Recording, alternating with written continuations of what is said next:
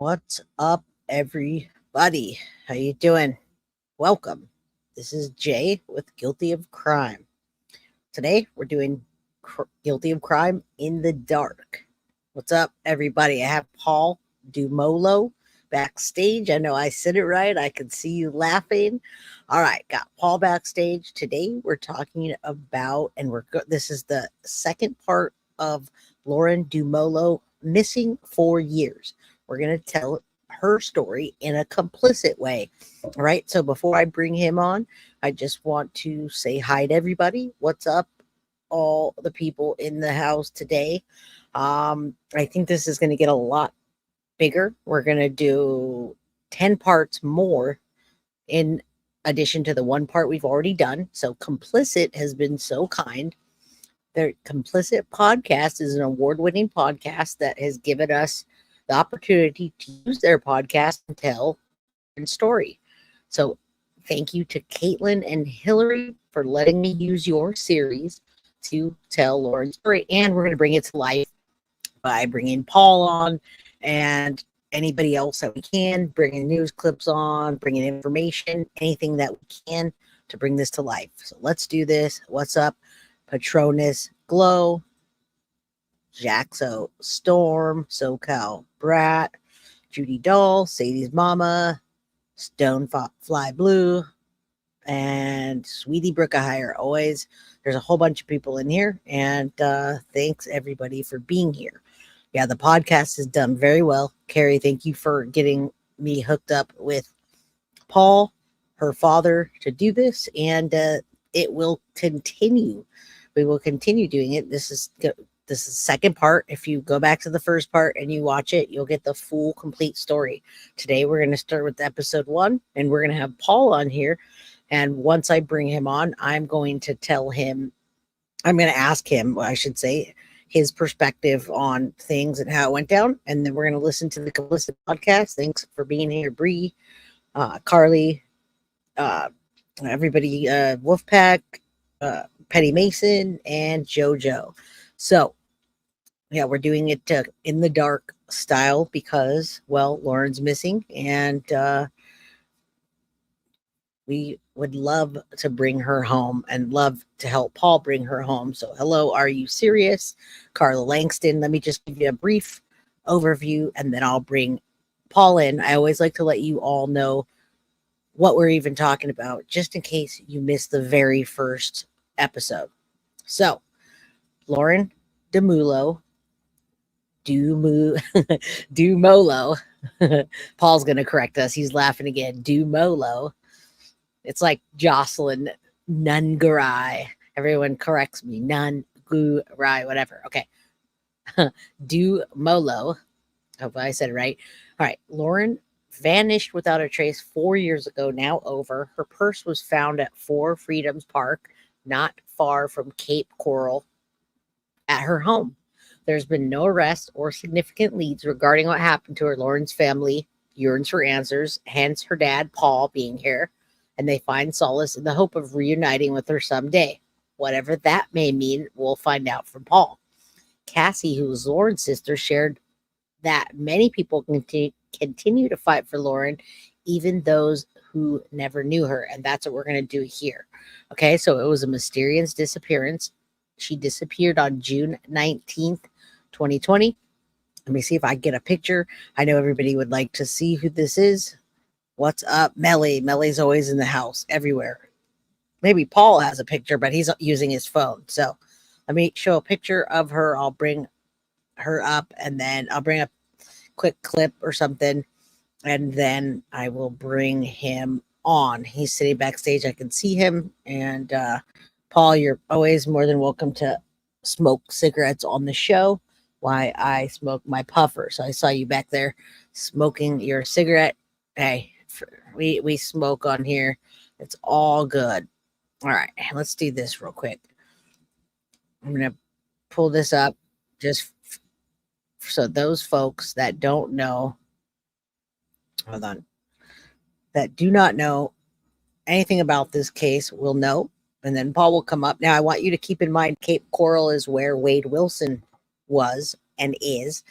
Cape Coral is where the tattoo-faced Joker, awful, I don't even know what to call him, missing tooth Joker, did his spree. And we're going to also talk about that. Some people say that there's a possibility of him being connected to this case, but Lauren's father will set us straight.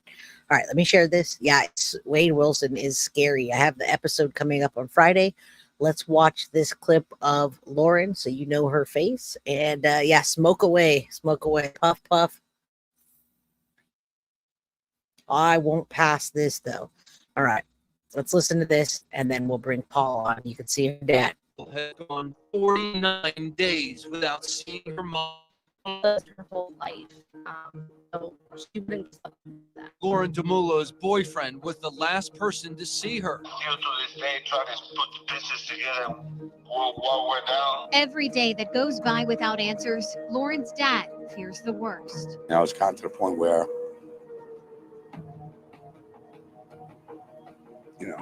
I don't think we're going to find her alive.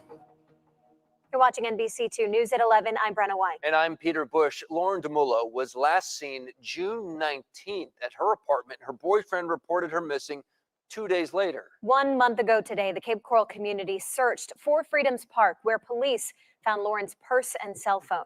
Victoria Reslow is live at that park now with exclusive new information from police on the desperate search for this missing mom. With every day that passes, detectives say this case becomes harder to solve. Tonight, Lauren Dumolo's family tells me that they are prepared for the worst, even if that means finding Lauren dead. But that does not mean their search for her is over. I love her very much, more than anything in the world, We just want her to come home. After 7 weeks of strenuous searching, lead detective Nick Jones says they have interviewed many people, including Lauren's boyfriend, Gabriel Pena. Do you think that her boyfriend had anything to do with her disappearance? I can't answer that. Pena was the last person to see Lauren the day she vanished on June 19th. Her purse, phone, and everything in it was left behind. It's driving crazy not to be able to do anything. Lauren's family says she always had her phone with her. So why she left her phone behind, I have a problem with that. They say the phone was last used in Lauren's apartment on June 19th. It was a call to Pena, but he didn't answer. Pena claims he never heard from her. When I was calling her to ask her for something and she wasn't picking up and she wasn't calling me, I was like, something's weird. The week before Lauren disappeared, her sister Cassie helped her pay rent. Somebody that's going to run away or hurt themselves are not going to go pay a bill. And the day before she disappeared, Lauren's family says she was seen on surveillance cameras of businesses near the park applying to jobs. Then she vanished. Nowadays, there's cameras everywhere, and she's not on anything. Family says she would not willingly leave her almost 6-year-old daughter behind. She loves her daughter more than anything in the world. Michaela is her whole life. Now, 49 days later, they wonder what happened to her. Either she got into an argument with somebody or somebody tried, maybe sexually abuse her or something, or try to take her, and she was murdered. That's my belief. Pena filed a missing persons report for Lauren on June 21st, but because of an error in the report, detectives didn't start working the case until 5 days after her disappearance, something Pena has nothing to do with. And not to be able to hear her voice or see her.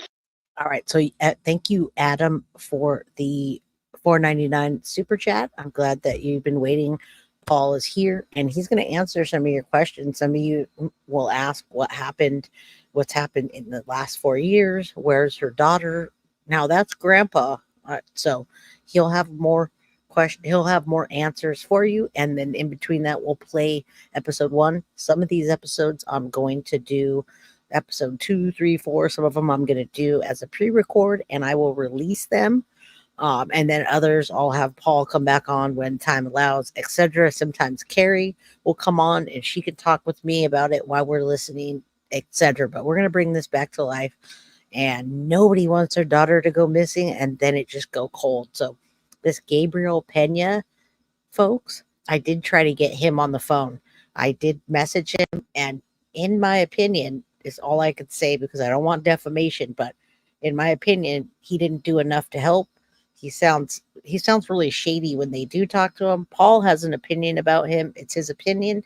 Yes, the boyfriend. Gabriel Pena is on the phone. You can see it right there. In my opinion, if I was somebody's boyfriend, girlfriend, whatever, I definitely would be out there trying to help. And Paul will tell us what he did or didn't do. So we're going to find all that out today. We're going to start it's episode 2, but series 1 of Complicit. Let's finish this portion up, and Paul's waiting patiently backstage. All right. I just wanted you to see her face and know who this is. Just hurt. On July 2nd, Lauren's shirt was found at Four Freedoms Park, buried in the sand. That is the last piece of evidence the family knows of. There isn't any one person that I would rule out right now. Detectives say this is still a missing persons case, but they are looking into any and all possibilities, even if that means Lauren is dead. Mentally, we have prepared for the worst because that's what time tells us to do. I won't be done until I find Lauren. In Cape Coral, Victoria Reslow, NBC2. There is so much more to the story that only NBC2 has uncovered. Lauren's boyfriend tells us his theory on what happened and how her parents are reacting to that. You can check out that story. It continues on NBC-2.com. All right. Well, maybe Paul can tell us that theory that he's that he said. So I'm going to bring him up now. Let me put this double one up here, and then I'm also. What is up, Paul? Paul and Doggy. Yeah. Everyone loves the dog. This is my truck dog. This is Blade. He's a puppy. He's going to be a year old. What? Wow, he's a big puppy. Well, this is Lauren's dad. That's okay. Sorry. Go ahead and if you'd like to introduce yourself, and then I put up the podcast there, so as we go, we can play it. But right now, I want to talk to you, and this is the first time you've been on here, and I want to know what. Tell us what you think, and a little bit about this. What do I think? Yeah, beautiful dog. I've never. Can you hear me? Okay, just to make sure. Yeah, we can hear you fine. Thank you. First of all, I never met Lauren's boyfriend that she was with for 4 years. I've been down there visiting on numerous occasions, and she always had a reason why. Actually, you can probably turn your volume up a little bit. Maybe I can turn my. I think. Let's see. Okay. All right. Go ahead. Is that better? Yeah, that's better. I was down there on a few occasions to visit and whatnot.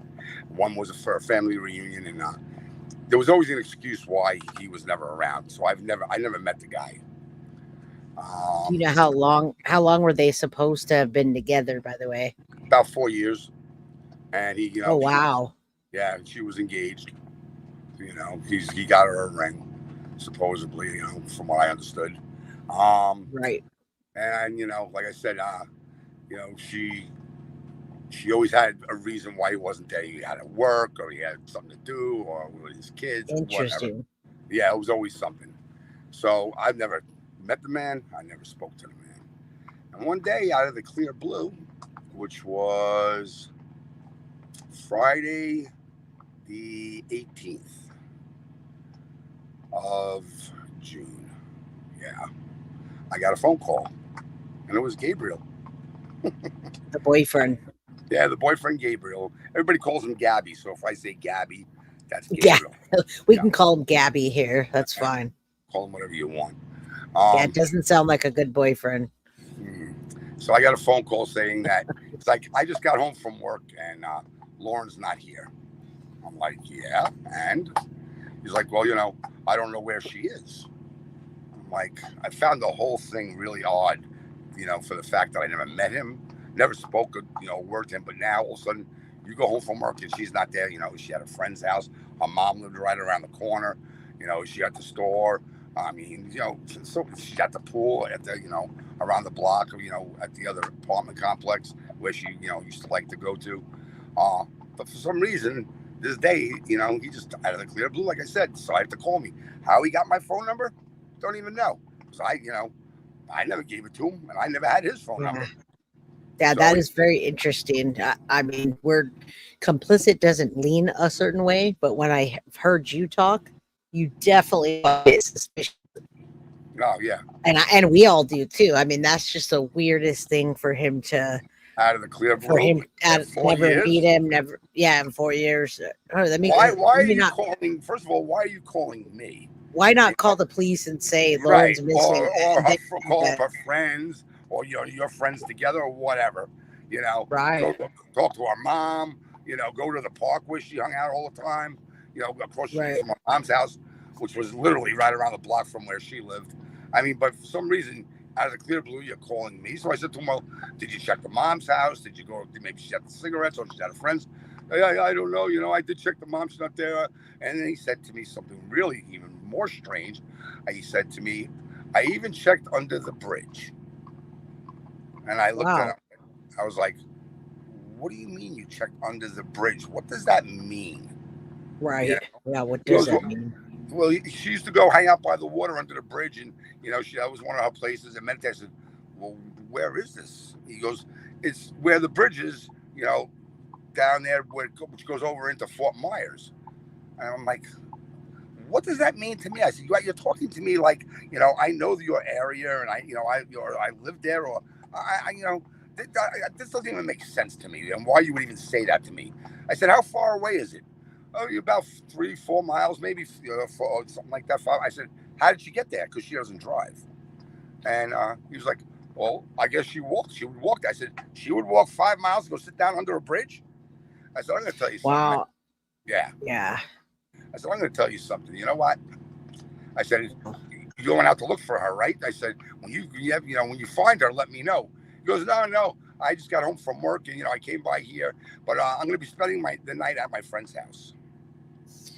Yeah, so she goes missing, and then he calls you. And if deception detective were on here, I don't know if you call that one duper. I don't know what he would call that one, but I don't know if it would be leaking. I don't know what that would be, but that verbiage of saying under the bridge has so many different suspicious, odd things that. I mean, there's many names that you can call that when someone says something. When he called you can call a friend under the bridge. I mean, it reminds me of Letitia Stout, and you probably don't. I don't know if you listen to true crime, but when they were looking for her stepson Gannon, she started telling them, "Oh yeah, I was driving over a Highway 90 or whatever it was, all the way across in Florida. They're in Colorado. Well, guess where they found his body? In Florida." So yeah, deception detective is right. They found his body under a bridge in a suitcase in Florida, a road worker. So I want to ask you, what search effort? Someone said they feel like it went cold fast, but it was 4 years. How long did they stop? I mean, how long did they search for, should I say? Or how long did you search for? What was the effort? What were the efforts? The efforts were, I was there for 3 months. Okay. Yeah. I stayed there for 3 months in a hotel, and every day I searched for her. I mean, I was on the streets. I was knocking on people's doors. I was knocking on people's doors that got out of jail.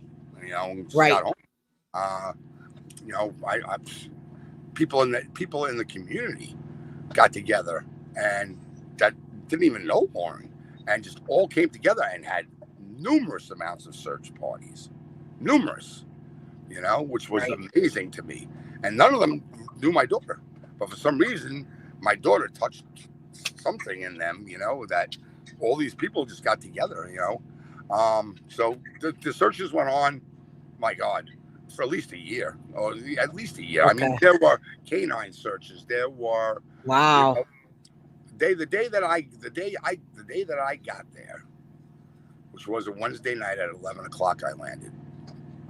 Thursday morning, when I woke up, First thing I did was call the Cape Coral Police Department. I don't know if I'm getting that because I'm trying to address, what he said or they said on, about. Yeah, that's what I want to know is what his theory was. I don't even want to play the news clip that tells his theory. I want to know, did he actually face to face ever tell you, or did you have to hear third party what his theory? Because when someone gives a theory like that and then they take off and go spend the night somewhere, to me, you know what? I'm going to point this series looking at this guy, and I'd like this cockroach to come out because I messaged him and he didn't message me back at all. I feel like. Did I tell you that? Did I tell you he would never talk to you? Oh, you did. Do you see that interview that you heard with him? But I tried. I tried. Yeah, I know you did. So that's the only interview he did ever with the news. One. He never went on one search with anybody. He never looked for her. He never did a single thing. He went he told me that night he wasn't going to be there. He was spending the night at his friend's house. And I said to him, your fiance is missing. You're calling me and, you just got home from work. But before you got home from work, you went and looked for her. I'm not sure why you would even do that, Why are you looking for her before it was because you tried calling her and she didn't answer the phone? I mean, I don't understand. And then you call me. Yeah. And I wonder what we can do to, open this back up. I know sometimes cases go cold and, people get tired, detectives or whatever, but it just seems like there's evidence there that didn't get looked at. Things got botched. That guy's there. Did they give him a lie detector test? I mean, who does that? Who goes out and spends the night somewhere and just doesn't? And we're going to listen to this case unfold, everybody. So we're talking right now. And, we're talking about from Paul's perspective. This is Lauren's dad and what he went through, but we're going to listen to this unfold. There's a lot of twists and turns in this case, and yet Lauren's still nowhere to be found, but we want to bring it back to light. Yeah. So that was Friday. Saturday, he went to work. Saturday. By the way, this is a dad that actually has a missing child that stayed there for 3 months and was searching every day. Sorry to bring up other cases, but I have to when I bring up Jennifer Soto that's sitting at home by the phone when we're into 2024s where you're not connected to a phone anymore. You were out there knocking on people's door looking for your daughter. Probably, I'm sure you went right under the bridge to go look, see what the hell he was talking about. I'm sure, because that would have spooked me out right there. That probably made your gut sink. I knew that was just some kind of bullshit that he was saying, to throw you off track. I mean, that was like to put a thought in your mind. Was it a fast? Was there a fast river at any time? Was it ever high and fast? No, it's just a river. No, it's not. It's not fast. I've been there so many times. Okay. It's not fast at all. I mean, it's really calm. Okay. When it's but there are times when it's really windy and storms, and then it gets choppy out there. But that was Friday, so I told him to call me back. And like I said, he said he wasn't going to be there. He's going to spend the night at a friend's house. And I was like, really? And I said, I'm going to tell you something, man. I said, I'm going to be coming down there. And I told him, if you have anything, or I find out you have anything to do with something happened to my daughter, you don't have to worry about the police. That's the least of your worry. I told him. I hung up the phone on him. Saturday, he calls me back. He gets home from work. She's still not here. I said, did you go look for her anywhere? No, I was at work. And I got to go back to my friend's house now, But if I hear anything, I'll call you. I said, if you hear anything, you're going to call me? I said, you're not going to look for her? I said, you know what, dude? Remember what I told you yesterday? I said, just forget about what I told you yesterday. I'm going to tell you something different today. You don't have nothing to worry about with the police. I'm on my way down there, and when I find you, that's it. That's it. Because what he didn't know was about 2 weeks before this, the first time ever, my daughter sent me pictures where he beat her. Oh, wow. Okay, so these are the things that we haven't heard. So that, right then and there, everybody in chat is saying all of these things about it's suspicious, but when I didn't know there was abuse involved in this, I never knew there was abuse involved either until my daughter sent me those pictures 2 to 3 weeks prior to her going missing. And she knew, I know why my daughter didn't tell me, because she knew that I would be on the next plane and I'd go down there and there'd be a big problem, with me and him. That's why she hid it from me. And then, Of course. Yeah. So, that was Saturday. So the next day, which was Sunday, the 21st, which was Father's Day. And my daughter never, ever missed contacting me on Father's Day, ever. And that day, I called the Cape Coral Police Department, and I said, listen, I need you to go into the house because something ain't right with this guy. Right. I said, I got pictures where he was abusing her. Yeah, I never met him. Out of the blue, he calls me. He's not looking for her. He's spending the night at his friend's house. I said, something happened to my daughter. So they said, you know what? Call him up and have him meet me at the apartment to let us in. That this was on Father's Day, Sunday morning. So I called him. Wow. I called him up. I said, I guess you didn't hear nothing, right? Nope. I said, the police are going to your apartment right now. Go to the apartment and let them in. He goes, well, I have no right there. I said, I don't care if you have a ride there or you don't have a ride there. I said, if you got to take a skateboard, you got to take an Uber, whatever you got to do. I would have.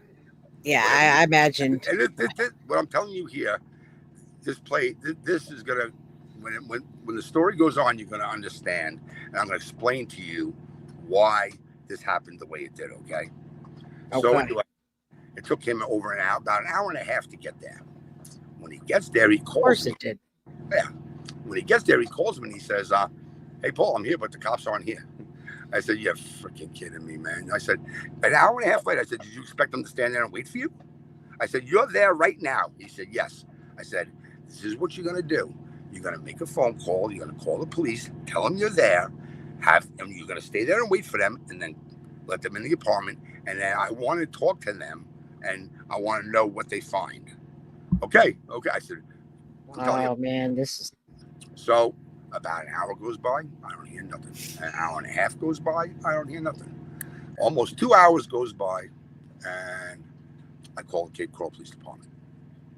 And I said, this is Paul Dumolo. My daughter Lauren has been missing. Her boyfriend has called me. I've never met this guy, but his story is all fishy and something's not right. I explained to him about the abuse. I said, you guys went down there to meet him, and he never showed up until an hour and a half later. And he didn't file a missing person report, by the way.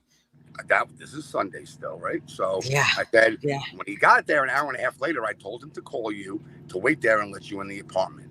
She goes, they put me on hold. Dispatch, he never called. So when I called him back, he never even called ever. No, he never called the police department and told him to come back. So about 2 hours, I called him after I spoke to the Cape Coral Police Department. I already knew the answers, because normally if I ask a question, I already know the answer. Right. So yeah, you're a deception detective. We're gonna give you another name and bring you on here, and you look like one of those guys that could do a shakedown. And I can imagine why he avoided you. So again, I'm sorry that this happened. We're all here for you. Everybody in chat is saying, we love Paul. And yeah, go ahead, keep going. I just wanted to say that. I said, so what happened? He goes to me, oh, nothing. I said, oh, the cops were there and they didn't find anything? He goes, no, they never showed up. I was like, they never showed up. I said, you called them back? And because he never called.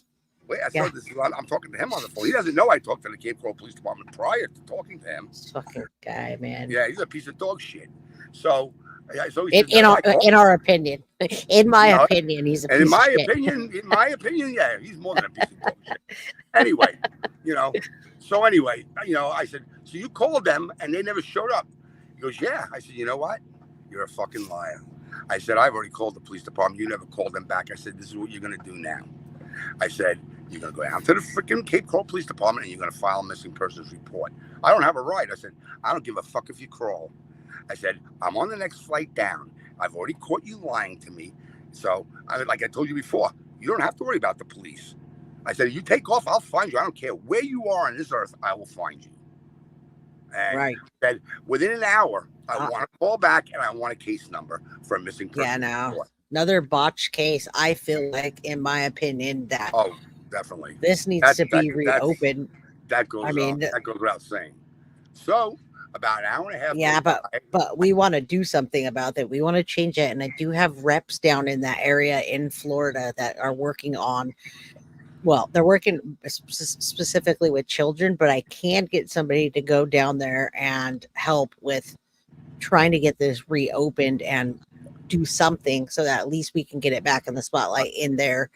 That this is my goal for this, not just to talk, right? I'm an action person like you. And so yeah, everybody listen to this. Anybody from that area, somebody just put up the TBI's information. That's our goal. This is not okay. And especially when you're telling us this particular guy did this. Okay, Yeah. go ahead. I don't mean to interrupt you. That's okay. So I said to him, "You're gonna go out to the police department and I want a case. I want a case number, and I want you to take a picture, and I want a copy of the missing persons report within an hour." You know, but I remember, all right, but I don't care how you get there, bro. I said, you better get there. That's all I'm telling you. I said, because if you don't get there today, and I don't have that today, you won't see tomorrow, and I'll make one fucking phone call, and you will not see tomorrow. And that's exactly what I told him. And I wasn't kidding him. So. Yeah, I don't blame you. About an hour and a half goes by, and I get the phone call. He got the case number. Yep, he sent me a picture and a text message of the missing persons report, and this is what it said. I, Gabriel Pena, got home from work on Friday night around 5 o'clock. Lauren was not home. It was the last time I saw her. I gave her a kiss goodbye, and later that night when I got home, she wasn't there. I called her father, and told him that she wasn't here. On Saturday. And then I left. On Saturday, I called him back and told him, we still haven't found her. And that was what he said about himself. And then he said, and the reason I'm filing this report is because her father wanted a case number. And that was the end of the missing persons report. And let me just back up 1 second, because this is going to be really important. This is very important, and you'll see why coming up. Right. On Saturday, the day before Father's Day, which was Sunday when he did all this, I forgot about this part. My daughter Cassie called the Cape Coral Police Department and sent them to Lauren's apartment for a welfare check. When they got there, I told her, she called me and told me, I said, call them back and tell them when they get there to call me. And it was a female officer, and she called me. And she said to me, Mr. Dumolo, I said, yep. She goes, I'm here at the apartment. She goes, I knocked on the door. I heard somebody inside. And I could see somebody peeking through the blinds, but nobody answered the door. I said, then kick the door in. I said, I give you permission. Go kick the door in and see if that's my daughter in there. I can't do that. I don't have probable cause, and you're not on the lease. I said, you got to be fucking kidding me. Really? I said, okay. And this is going to play a role, okay? Right. So, we had a whole story. We had a whole bunch. Now I'm gonna jump ahead to that was Sunday. Like I told you on Father's Day with the, he didn't call the cops back. He got the police report. Tuesday, my daughter Cassie and her sister Lindsay and Lindsay's fiance at the time, Matt, were going to the apartment, and she called me. She goes, I said, how are you going to get in? She goes, well, Lauren had given Mom a spare key, and this is all very important because this is all going to tie together. Okay. And I'll tell you how and why. So I said, okay, this is what I want you to do, Cassie. I said, the police are going to meet you there? Yes. I said, when you get there, as soon as you get there and you pull into the parking lot, call me. Why? I said, just call me. So she calls me. I said, are you there? She goes, yeah, Dad. I said, are the police there yet? She said, no. I said, go into the apartment. Any phones that are in that apartment, I want them. She goes, really? I said, kid, don't argue with me. Just go into that fucking apartment and get me whatever phones that are in that house. I want them. And so Matt walks into the apartment, and he comes out with Lauren's phone in his hand. And who's standing outside when he walks outside on Tuesday morning? Who should have been at work, but for some reason wasn't? Didn't go to work. Was Gabriel. And you know what Gabriel did? He goes, oh, what's that? I do want to know. He Now says, we all want to know. Yeah. he says to Matt, "Oh, what's that?" Grabs Lauren's phone out of Matt's hand, walked into the apartment, closed the door, came back out with 2 different phones, and kept Lauren's phone. The cops showed up, and they're going through everything. And then Gabriel said, "Oh, I got to go." You know what he grabbed?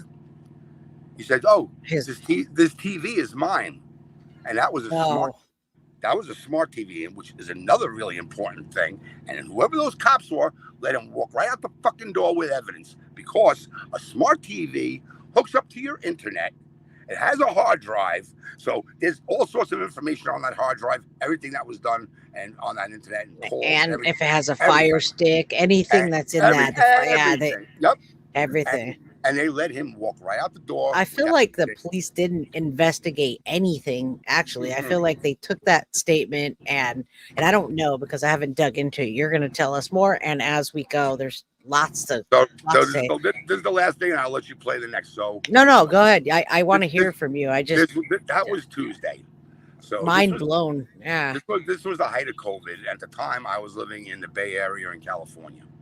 So Wednesday night, when I landed at 11 o'clock, I got off the plane. I went directly to the hotel.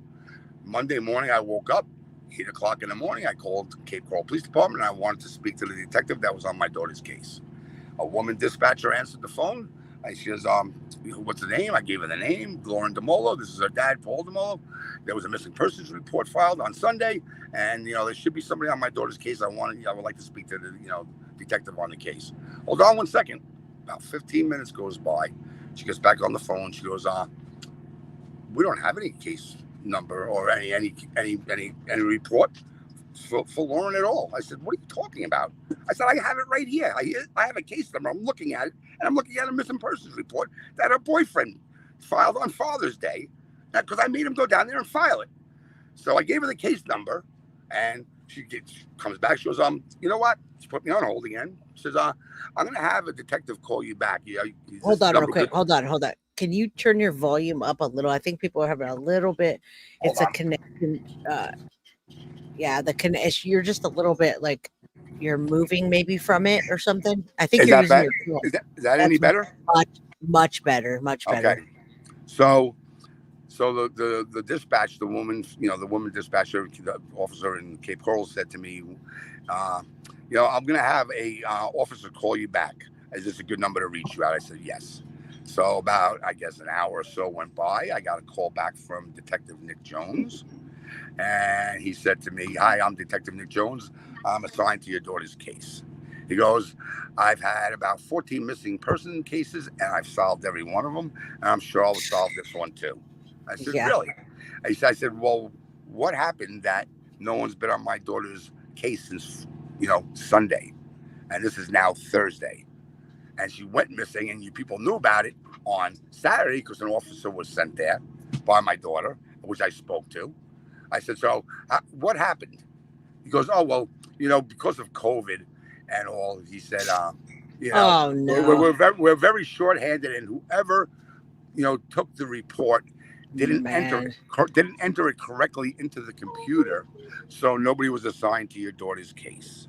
And my reply to that was, "Well, that's just fucking great, because all this time that went by, all that evidence, and they had plenty of time to clean up, didn't they?" "Oh, well, no, don't say no. Nobody could clean up." I said, "Listen, please, I'm not a fucking banker. Trust me on that." I said, "Yeah, you know who I am." Yeah. They messed up. They botched it from the get-go. Exactly. So what happened was, he says, "Can you come down to the police station?" I said, "Yeah, I'll come down there." And I had a rental car and everything. I went down there for 2 hours talking to these people, and I'm not going to be. I mean, you stayed down there 3 months. Yeah, you I'm not stayed there going to be 3 real. months, so I'm not going to be real specific with this. What I'm going to say now, but the chief of police at the time, or whatever it was, the captain or whatever the hell he was from Massachusetts, and for 2 hours I was there talking to him and these other cops, and I'm walking out the door and out of the conference room. I grab the door, and the chief says, "Oh, Paul, can I ask you one more question?" And he asked me if I was associated with a biker club. And I just stopped dead in my tracks, and I looked at him and I said, "Listen, before I even got on the plane, you knew who I was. I said, that's the stupidest fucking question you asked me. I said, just think of it like this. This is your daughter that's missing. And, you know, you treat it like it's your daughter. I said, because one of two things is going to happen. Either you're going to find out who did this first, or I'm going to find out who did this first. So there's going to be two totally different outcomes. He goes, what are you talking about? You can't say that. I said, really? I said, because let me tell you something. If that was your kid or anybody else, any other cop's kid, this would have been done already. And whoever did it, you'll never see again, because he wasn't going to do no time in jail. Right. So just treat this like this is your own daughter. You know, whether you like me or I like you has nothing to do with this at this point. This is not about me and you. This is about my daughter. And don't say, could it be because, you know, your club or this club or that club, you know, it doesn't do it, because it has nothing to do with any of that. Okay. And I don't want to hear none of that shit. Just do your job, I told him. It sounds like they didn't. And they didn't. I did their job for them. Do you know I had Detective Jones by the weekend calling me while he was off at home, calling me, telling me, hey, listen, this is what I heard. I got a tip from, you know, one of the guys, somebody came in, a CI came in, or blah, blah, blah. And they're saying that she might be at this hotel with such and such in Fort Myers. You know, if you're not doing nothing, you should go down there and check it out. The next day, oh, she's over here at the beach at this hotel with somebody, blah, blah, blah, blah. You know, I'm off. You know, you should go down and check it out. I'm thinking to myself, you don't call other cops to go check this shit out? You're calling me? Really? Yeah. Yeah. See, we're all angry over here too, and everybody's asking questions. And but you want to know why they're calling me? Because they know when they go there, nobody's going to talk to them. Right. They figured I would get more, which I did, because basically all the information, or 95% of the information the Cape Coral Police Department got came from me. Of course it did, because you were boots on the ground. You were the one that was doing the work. You went in and got the phone. Now, can I ask you, were you able to get into Lauren's phone? Gabby had Lauren's phone. Okay, was Gabby able? Oh, Gabby took it on that Tuesday out of Matt's hand, you know, and he just showed up. How he even knew? The only way he knew that this was going to happen was because the mother, Lauren's and Cassie's mom, 111, folks. Cassie went there and got the spare key, right? Okay. So this is really important. What I'm going to tell you on Tuesday after the cops. This is very important. This is very important. Okay. It's all I'm going to tie it all in for you. So anyway, on that Tuesday, like I said, he showed up. He took the phone. He came back out and handed them two different phones and kept Lauren's phone. Now, Cassie, when the cops left and they didn't find a thing, you know, everything was spotless clean, you know, blah, blah, Of course.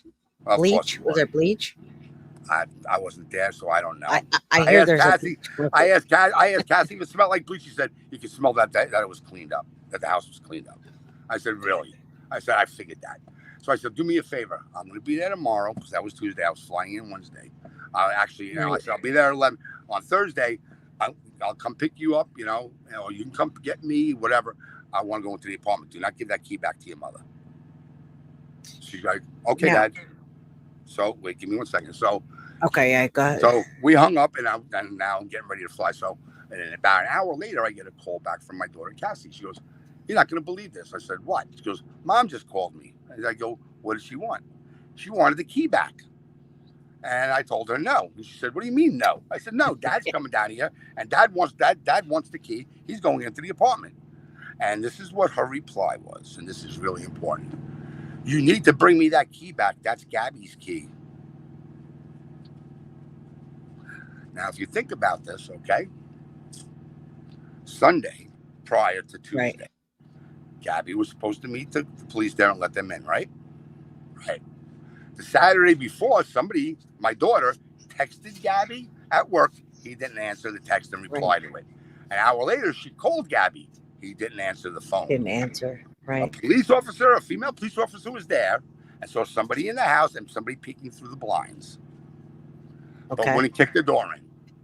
Sunday comes. Gabby takes him an hour and a half. Cape Coral Police Department are gone. They're not here, he tells me. Okay, so he didn't let them in. You're still there? Yep. Call them, wait for them, let them in. Called him back. Yeah, I called him. They never showed up. He fucking lied. You know why? He never called them back. And why he took him an hour and a half to get there? Because Gabby didn't have his key. And the mother didn't have the key. Whoever was in the apartment on Saturday that Gabby gave that key to, because for Lawrence to use Lauren's phone, Right. and they left Lauren's phone there They in the did. apartment Right. by accident, is the one who texted Gabby for an alibi on Saturday.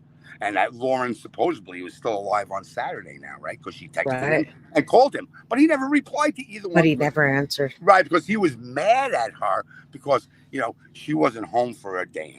Yeah, being mad at her sounds like there was some kind of fight going on. And They were pretty much separated already at that time. You know, they were pretty close. They were pretty much separated. But that's so important because that's why his name's Gabriel. Hold on 1 second. His name's Gabriel Pena, folks. Gabriel They're Pena. calling him Gabby because he's basically that's what they call him, Gabby. We're gonna call.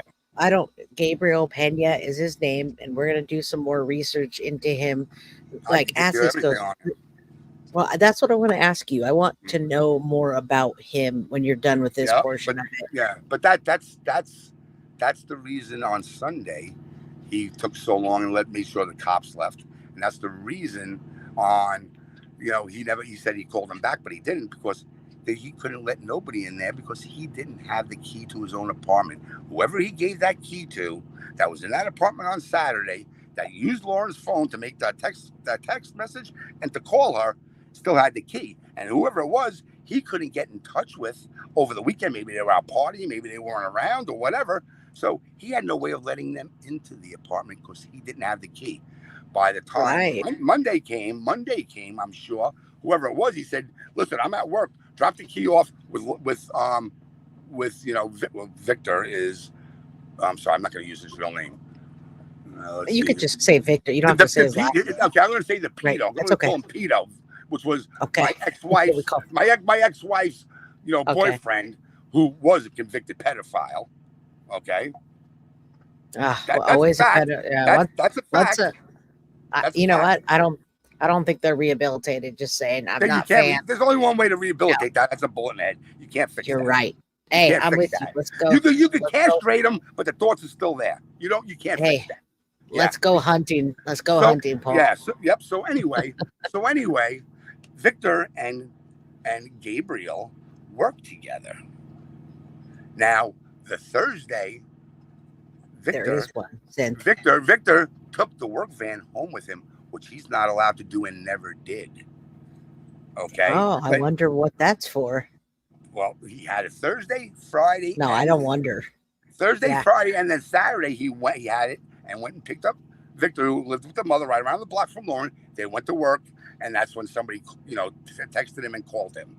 So when the cops never checked the van, huh? Never checked the van. Never did. They certainly did. Down the line, months later. And I'll tell you how and why they checked the van.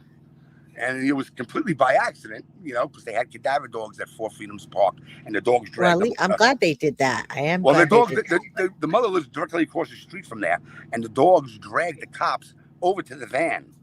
They weren't going to the mother's house, and they hit on the van, and then they hit on the things inside the mother's apartment. This is going 3 months down. We're getting too far. Oh no, we have we have a whole story. How's my sound now? By the way, someone was complaining about my sound. Not complaining, but letting me know I sound a little too loud on their end. Is my volume okay now? Because Paul's getting me all heated and everything. So, but that's the reason. But I told you that was really important. Because I'm going to tell you something. That was my ex's. We're going to call my ex and Lauren's mom and Cassie's mom. Let's call her Ann. How about that? Okay, Ann. You know, whatever. Another freaking waste product. Anyway, Ann. You know, I don't blame you, by the way, for any of this. Right. Ann made a fatal mistake, and her fatal mistake was saying that was Gabby's key. And you know, that was a really bad thing for her to say. Now, tell me why and Did anybody get a copy of that key ever, No. or did they never find it? Lauren had given her mother a spare key to the apartment. Obviously, Okay. I mean, she was a drunk and a drug addict. She drank for the night. She Okay. woke up and they actually had to put her in a wheelchair, not because she couldn't walk or anything. It was because she was getting so drunk all the time. She was an alcoholic from the time we were, together. That's where mom is. That's why mom's not we went picturing to we went to high school together, and middle school together. I knew her whole family, her brother, everything. But she was in a wheelchair because she would get drunk and fall and hurt herself all the time. So instead of allowing her to walk, they got her a wheelchair and sat her down in a wheelchair. And the only thing she did was drink. Yeah. The only thing she did was drink Boost drinks besides her alcohol. I mean, when I was with her, she was a beautiful woman. And we were together for almost, I don't know, 14 years, I guess, something like that. Yeah. And People then, deteriorate, folks. Don't drink. Don't drink excessively. Well, to make a long story short, I got custody of Lauren and Cassie when they were 6 and 7 years old. Yeah, I've seen a lot of the pictures. Their mom never once picked up a phone to call them, send them a birthday, Christmas, anything, nothing for 11 years. And those girls went there to see their mom. Yeah. And when I saw Laura for the first time in, I don't know, 10 or 15 years, I didn't even recognize her. I wouldn't have recognized her. She went from this beautiful woman to somebody like, somebody beat her with an ugly stick. I don't know teeth. Yeah, fake teeth no now, teeth. but just horrible looking. Between the drugs and the alcohol. I mean, I never would have. If she would have walked by me on the street, I wouldn't have known it was her. Wouldn't recognize, right? No. So Lauren didn't have her mom obviously a consistent in her life because From the time she was 7 years old. From 7 until she was 19. And when she was 19, she went with her boyfriend down to Florida. And she was with her mom stayed with her mom for 2 weeks. Okay. And then she called me up after the first week because, see, this was the problem. Victor was her drug dealer when we were together, but I'm an over-the-road truck driver. That's how she met Victor. Okay. Well, when I found out who Victor was, and I did a background check on Victor, that's when I found out he was a convicted pedophile, and he had sexually molested his stepdaughter from his previous marriage. And he was a registered sex offender. What was his role? What's Victor's role in this? I'm going to tell you. So, and then after that, I just want to know about Victor Lauren's and Gabby daughter. Worked together. Right. That's how my daughter met Gabby. Gabby was sleeping on their mother's couch, so he could go to work because he had nowhere to stay. Okay. And Lauren went there one day, and that's where she met him. But Victor, when Lauren went there with her boyfriend at the time was Eddie, was staying with the mom. She called me up after like 4 days. She goes, Dad, every time I'm sitting down, on the couch watching TV, Victor sits next to me. He starts putting his hand on my legs. He's always trying to put his arm around me, and I keep on telling him to stop it. And when Eddie's around, I told Eddie, and Eddie's like, no, it's nothing. He's just, and she was really uncomfortable. Thank you, Adam. I appreciate you. Then the next time she called me, she says to me, Dad, Mom just threw me out of the house. I was like, why? She goes, I woke up this morning and, Eddie already went to work. I woke up and Lauren worked 2 jobs. And I woke up, my door was open. Victor was standing in my door just staring at me. And he had a beer in his head because he would drink. He's an alcoholic also from the time he was, And she goes, I told Mom, and Mom, took his side. And, I told her whatever. And she's throwing us out. Yeah. So, I mean, she's a piece of shit. I'm going to say that. I don't know her, but I mean, us mothers. So question quickly, where is Lauren's daughter now? With the biological, the grandmother from her second boyfriend, because her and Eddie split up. She met this other guy, and another. And do you get to see her? Do you ever see her at all, or? The No, grandmother, while I was probably there, not. because there was the excuse. Right. While I was there, the grandmother would not let me see her, Man. and she blamed it on COVID. And she knew nothing about what was going on with her mom. I said, well, do you think I'm going to tell Michaela what's going on with her mother? I said, as far as COVID goes, I'll take a COVID test before I come there, so you know that I don't have it, and I'll keep 6 feet. While I was there, she wouldn't let me there. She wouldn't let Cassie there. But Just an her excuse. son was in and out of rehab. And this is how bad the son was, okay? And this is why they split up. The son, while my daughter was in labor, drove her to the emergency room, dropped her off at the emergency room door, said he was going to park the car, Michaela's dad, and gone. And wound up in jail that night because he went out getting high. He tried to steal stuff out of, I think it was CVS pharmacy to sell to get more drugs, and they busted him. So he left my daughter and he had to have a baby while he was out partying and wasn't even there for his own daughter being born. And then was in jail the same night. Yeah. And Now, that's the mother that has my granddaughter. I guess I have an interjection. I wonder if, when I started looking into this case, I heard about Lauren. Maybe she was on, maybe they had given her Suboxone or methadone. Maybe she was on something. No, this is what happened with Lauren. Now I can tell you exactly. Okay, because I feel like the police when don't. She was 19 years old, got into a really bad car accident. Oh, okay, thank you. Hurt her back. Okay. And then at the time we were living in Maryland at the time. And okay. She was staying with her boyfriend who lived on Staten Island. That's the one she went down to Florida with. And they put her on pain management, which was Percocet, because her back was a mess. So the Percocet, naturally, it's addictive. Yeah, it was addictive, and you grow tolerant to it, and it wasn't working. So she would take more. Then she started snorting it. Then it wasn't touching the pain, and then she went to heroin. Okay. So I feel like, and that doesn't matter. To me, it doesn't matter. That doesn't matter, but because the last year and a half before she disappeared. Listen, please don't take that people seriously. No. As soon as they know. No. Hey, listen, everybody's got a story, But that's what I do. That's what happened. And I hope the police didn't take that into consideration because I feel like, of course they did. Of course they did. Of course they did. I feel like they did a terrible job. Of course they did. Oh, they treated Lord. like she was just another drink. But my daughter was clean for a year and a half because the grandmother had the baby and she was wanted her daughter back. And Department of Family Services down there made her jump through hoops. And one of the hoops was random drug screen piss tests, and they could show up at her house any single time they wanted without being announced. And she never failed one of those tests. You know what? Addiction doesn't discriminate. Addiction doesn't discriminate, but it does discriminate, and it shouldn't even have been brought into this story. Is my whole point. Is that it should not have been brought into this. She was clean a year and a half before she went missing, and they even brought that into. But you know what? You know why it was my problem. Thank you. You want to know why it was brought into the story? Because my daughter never had any type of, seeing a psychiatrist. She wasn't bipolar. She wasn't schizophrenic, but she was twice, right before she was missing, admitted to Park Royal Psychiatric Ward.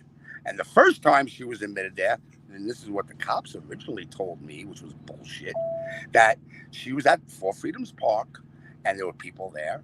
And she just jumped into the water. She was acting erratic, they said. And, she wasn't acting right. And she jumped into the water and somebody called the police. The police came. They were going to Baker Act her, which is putting her in for a 72-hour evaluation. And when she saw the police, she jumped back into the water and they told her to come out because there was gators in the water. Well, I come to find out that's not what happened. The truth of what happened was she actually was across the other side of the bay where there's a hotel across the other side, and she was running away from somebody, and she swam to Four Freedoms Park. Oh, okay. Much different than what I was told, and I had two witnesses that were there that saw it. You know what? We're going to have a lot of questions. We're going to have a lot of questions there for that you. Didn't know who I was, and I sat down and was talking with them for weeks. So that was the first time. And who she was with prior to that, and the only person she was around, Gabriel, Gabby, and boom, psychiatric, and I was her proxy, And they said, oh, they did a drug screen and there was no drugs found in her. Well, guess what? You know, when they did the drug screen, 3 days after she was there. Right, which it takes 3 days to get out. Yeah, it takes 3 days Exactly. to get out. Could be, depending on the drug, it's not even, it's not depending how much. Well, it depends. I mean, if it's like if it's some kind of opioid or something, it's like no, 3 days. This was more of a hallucinogenic. More of okay, that's like a day. That's like a day or something. She was seeing like weird shit, you know, and you know, almost. And I said to them, you know, is she on it? It sounds like acid trip to me. You know, that's what it sounded like. It could have been. It could have been anything. It could have been fentanyl that could have done that to her also. You're right. You're right. I heard that makes people hallucinate. Yep. Interesting. And I didn't think about that. And you know, fentanyl down there is really big in Cape Coral and Fort Myers. Those two areas are disgusting. You know, that's like the freaking armpit of fucking Florida. Can you tell me anything about Wade Wilson? And some people are speculating that Wade had something to do with this. Give me one more second. So one more time. Okay, go ahead. The second time she was Baker acted, guess who called me? Gabby. This was Gabby. This was before she went missing. And he calls me and says, hey, Paul, she's having another episode. I said, what do you mean she's having another fucking episode? I said, put my daughter on the phone. So he hands her the phone. And all of a sudden I hear in the background, get off of me. Where are you going? I'm going outside to talk to my father in private. So she walked outside. I said, are you able to talk, kid? She goes, Dad, I don't feel right. Something's not right. I said, do you think he gave you something? I think something, because this is the second time now I was just with him, and this is going on again. You know, I said, did you smoke a joint? No. Were you drinking anything? No, just my iced tea. Or my, you know, I said, whatever it is, he put it in your drink. Is that what you had the first time? Yep, iced tea. Well, he maybe wanted to keep her addicted too, as well. So I don't know if he was doing that or he was trying to OD her. And he didn't use enough. Very true. Very true. He didn't know how much. He didn't know how much. You know. Well, it's hard to get. It's hard to get uncut like that. A few grains will do it. But yeah, you're right. He said to me, he said, you know, what should I do? I said, keep an eye on her. I said, I'm not there. I'm flying down there. You know. But like I said, when I said that, I was going to the next day. This is before. How long was this? How long before she went missing did this happen? Roughly? 1, 2, 3, about 3 days, 4 days before she went missing. Oh shit! Because he called up and Baker acted her again. Okay, all right. So this is a tumultuous relationship. And then you know what? It wasn't. And they let her out. And instead of calling a family member, a friend, or whatever, and this is against the law, they called an Uber and stuck my daughter in an Uber that Thursday. And then where did she go? When she got out, she went down, and that's the last video you ever seen of her, was putting an application in for work. And then after that was nobody ever saw her again. Okay. Yeah. So, I mean, we're looking at everybody that's listening to this that doesn't even know that was the last time I spoke to my daughter, because she called me and she was mad at me. And she was mad because Gabby told her that I told him to Baker act her. I said, that's not true. Yeah. I told him, you know, he's there. He needs to make a judgment call and decide what's right for you. Right. I said, because I'm not there. I said, you know, I'm talking to you on the phone prior to that. You're telling me he gave you something. You know, I don't know what's going on, kid. But this is what I'm telling you. Stay the fuck away from him, because, you know, there's something not right with this whole thing. They were together 4 years. So when someone's in a relationship that long and things like that happen, it's just kind of like there's a normalcy to it. Unfortunately, I come to find out, and she never told me. I don't even know if she knew. He was still actually married and was never divorced. There you go. So someone asked that. He was married, not divorced. I don't know if he was cheating. Was he? Yeah, he was. He had a girlfriend on the side. That's why. That's the friend's house he was going to. Okay, that was a friend. So there you go. There's where he was staying the night. Right. There you go.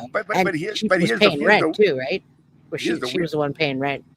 He stole. You know, remember the checks that during COVID, you got a check for a supplement check for like $1,200 or whatever it was. Yep. Yeah. Well, guess what? While she was in there, maybe that's why he did it. Trump check. He stole her check and cashed it. Yeah, man. I wish that they would take a second look at this. Why did they arrest him for that? They could have put him in jail for forgery on that. And this is a good point for everybody that listens to true crime. All of these things that he could have got arrested for, and they didn't even look into him, and he's just living his best life right now. Yeah, unbelievable. Unbelievable. I want to. I do want to know my more about daughter him, called me that day when she, and she's like, Dad, Oh. he told me that, Gabby told me that you told him to pay. I said, kid, that's not true. That's not what I said. I said, I was going to fly down there, but being that I'm living in California, which is really, it's really high right now and really bad with COVID, and you're in Florida where it's really bad. If I flew there, they would have quarantined me for 2 weeks. They would have. So I would have been sitting in some freaking hotel with a freaking, tape on my door. I can't open it. With somebody leaving shit at my door to eat. I said, that's stupid for me to come down there. What am I going to do? Yeah, no, I hear you. I look back now, and I have so much guilt because I didn't make it there on time. Of course, but I mean, there's nothing you could have done. I remember all of us remember being in COVID, and that's a 9-hour flight, by the way, and then being quarantined for 2 weeks. You might not even have made it anyway. So, what we can do is I wouldn't have made it because she went missing 3 days later. She did, yeah, but we can keep this in the light. We can. Do you talk to any of the detectives ever on this case? Did I? Do you? No, still. Currently, do they ever? Why waste my breath, really? Yeah, I don't know. I don't know about this case. I'm learning as we go. No. Let me tell you, as the story goes on, and I'm not going to go any further than where I went up to that point. That's okay. You'll understand why I'm not going to talk to them. Right. Yeah. Right. And we will. Yeah, you will. Yeah, everybody that's behind on this, I just want to let you know. Yeah, I'll tell you right now. I was followed and watched 24/7 for 3 months. If I was in Fort Myers, where my hotel was, Fort Myers Police Department would come by my hotel, make sure my car was there. I always sat outside downstairs and smoked, and they would come by almost like every hour on the hour, all night long. Anywhere I went, if I got within 5 or 10 miles of where Gabriel was or where he lived, right? No, well, not one going to happen. When I was at Four Freedoms Park, cops would always come by and just sit there and watch me because who lived across the street, the mother and the boyfriend, and that's where Gabby would hang out, right? And because they worked together, and that's where the van was parked. But on that for Thursday, 3 months, right? And on that Thursday, though, and he's not supposed to drive that van ever, but Victor gave him that van. He had it Thursday, Friday. Went and picked up Victor on Saturday and went to work, and that's when somebody used my daughter's phone and texted her, him and called him. But for some reason, he had that van for 3 days, and he wasn't supposed to.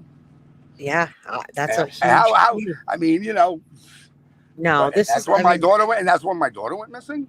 Really, at the same time? Come on. We're all with you. We consume true crime all the time, It gets better than this. I'm going to tell you. Wait till you hear. Wait till you hear. There's 10 more parts, folks. 10 more parts. You can't make this shit up. I know. There's a lot more to this.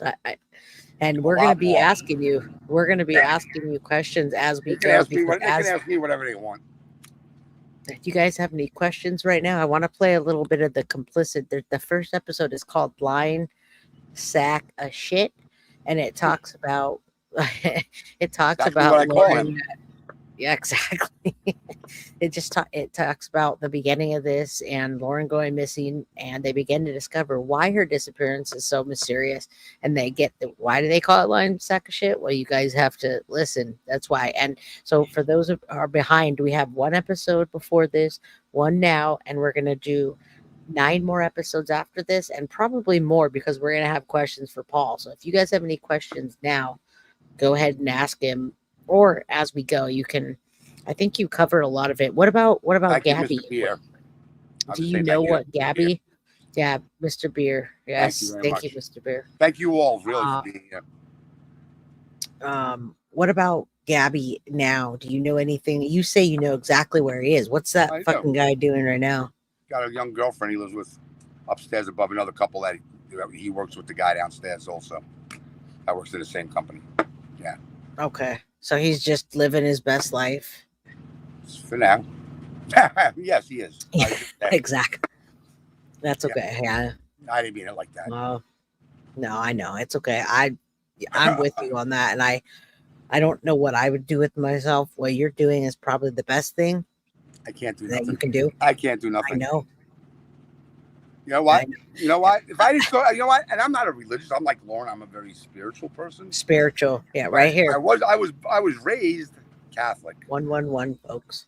So I actually, when I got back after the 3 months, I got back to California. I actually went and spoke to a priest because of the thoughts that were going through my mind were so horrific. I would never repeat them. I'll take them to the grave with me.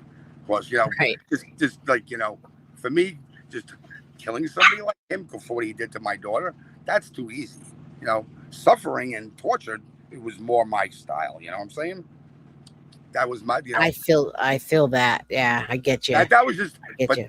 I actually had to go talk to a priest because I tried to convince myself that, you know, an eye for an eye kind of thing. And then, you know, Right. God gave me this child to protect, and I wasn't there to protect her, you know, and then, you know, so he should understand that, you know, I'm just getting what's owed to her if I take care of business, right? So he said to me, Paul, here's the thing now. No matter what you do to him, and you didn't tell, I didn't even tell the priest my thoughts. He said, no matter what your thoughts are, how bad or how horrific, he goes, God, when it's their time, their punishment will be 1,000,000 times worse. Yep. He said, number one. He said, number two, you believe because you told me that when it's your time, you will see your daughter again. And I said, I truly believe that. Right. Because that's exactly what he goes, but if you do this and what you're thinking about doing, you'll never see your daughter again or any of your other children again. That's true. That's true. He said, and then and this is what he said to me. And then that basically makes you just exactly what they are. And you know what? If it wasn't for that man telling me that, I probably wouldn't be sitting here talking to you.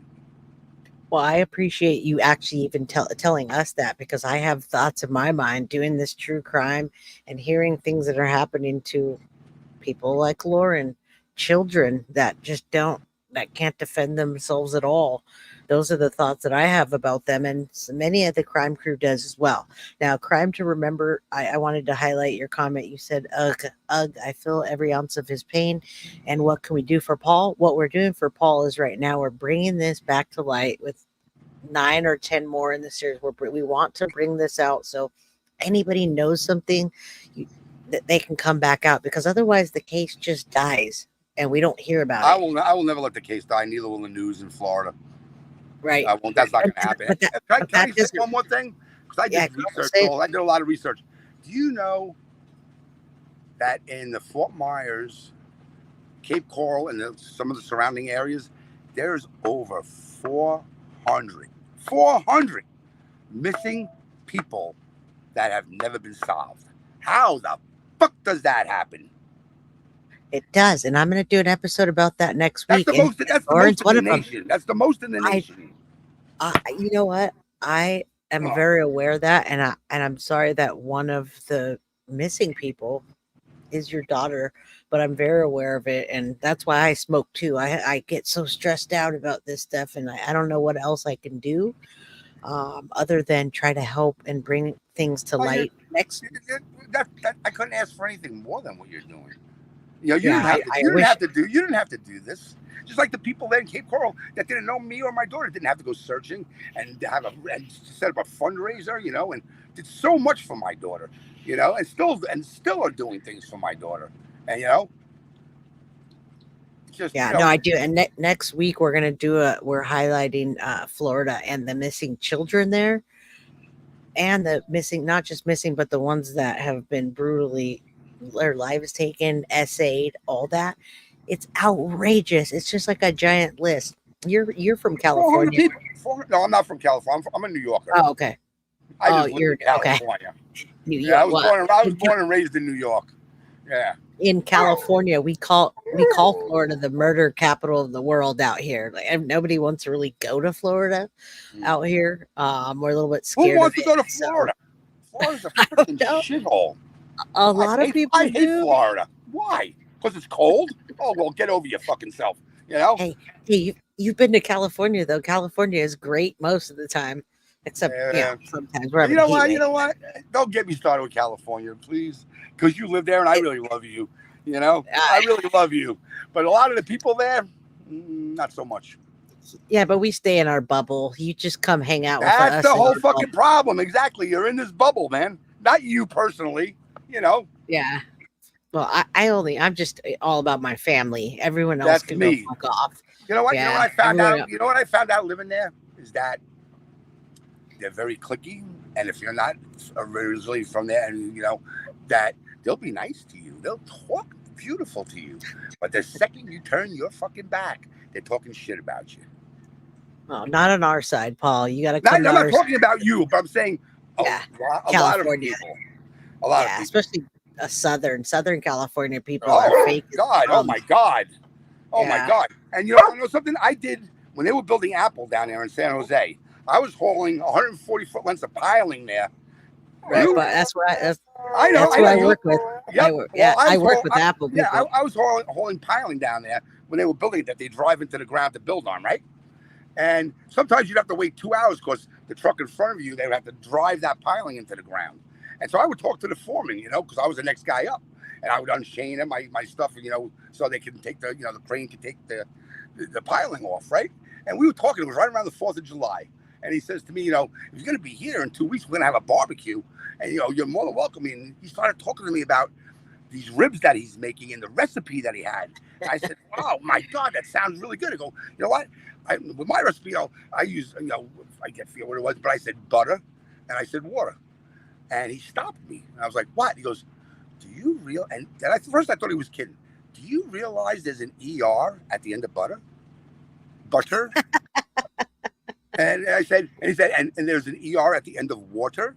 I said, holy shit. So I've been spelling it wrong this whole fucking time? Oh, shit. I said, yeah, you know what? That's right.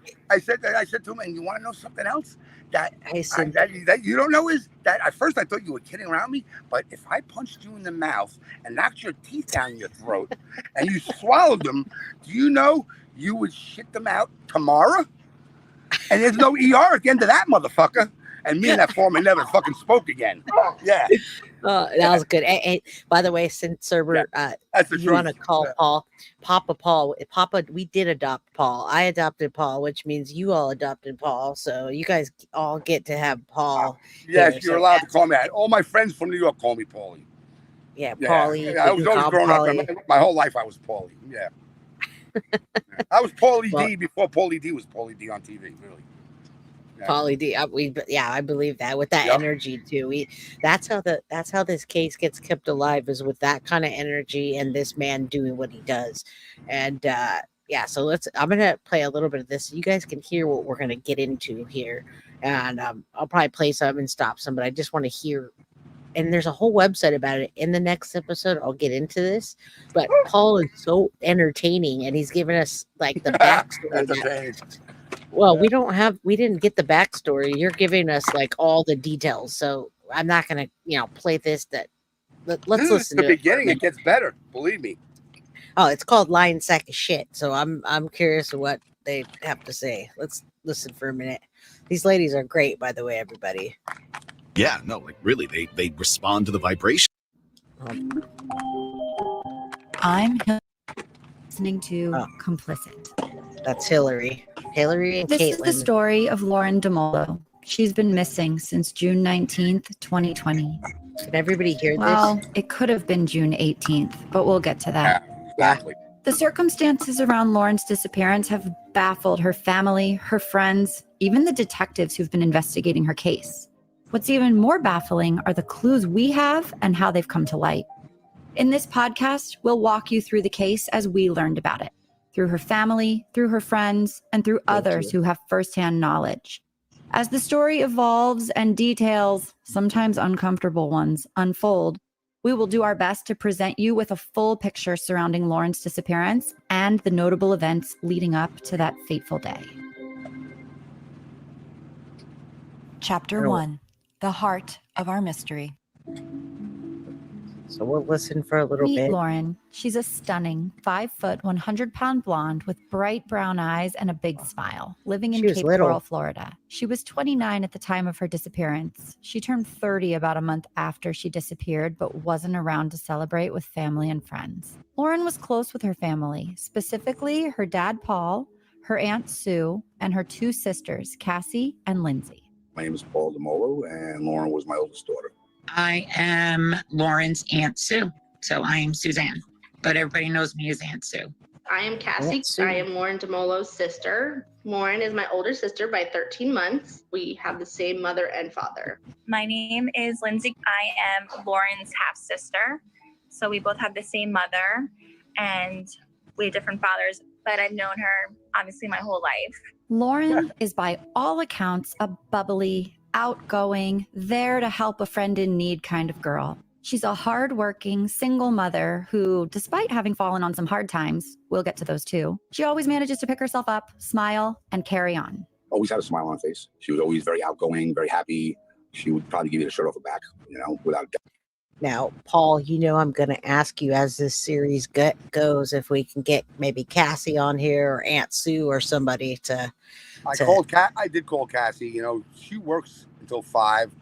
She has I have 2 grandchildren by her, plus her fiance. He's got 2 children. So I mean, her schedule is just crazy. For the time. Well, I'm going to do.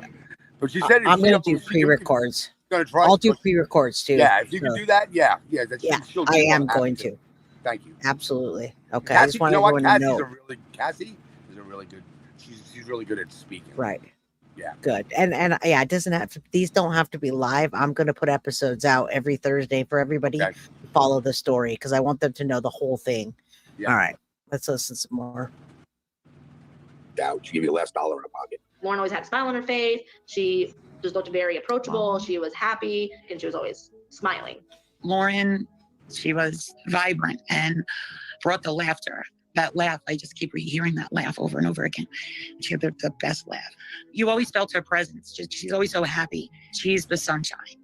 She was just one of those type of people that always brightened somebody else's day. And, never really judged anybody and was very outgoing, but then sometimes naive at the same time. She trusted too much.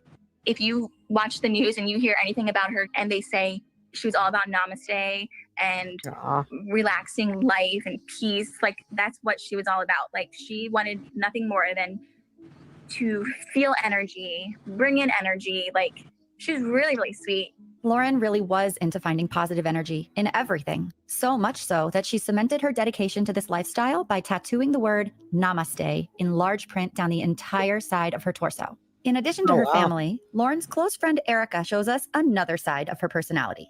Lauren is a very, very dear friend of mine. She's very forgetful. It used to drive me nuts. She would if I came to pick her up, she'd get in my car and she'd be like, wait, where's my sunglasses? I'm like, Lauren, they're on your head. She's from New York. So she has this New York accent. She can speak completely normally. If she gets excited or she's telling a story, she's very animated when she talks and she uses her hands a lot, her accent comes out so heavily and it's just so funny. She even writes in her accent in her Facebook posts, like I'm, quote, out to dinner, spelled D-I-N-N-A. She's just the most loving, caring woman, and selfless is a good word. I consider her family. I consider her a sister to me. In her early 20s, Lauren was living in Staten Island, New York, when she decided she was ready for a change. She moved to Florida, where 2 of her sisters, 2 of her brothers, and her mother were living. They wanted her to join them. New York had been good to Lauren. It would always be in her blood. But it was time for a new start.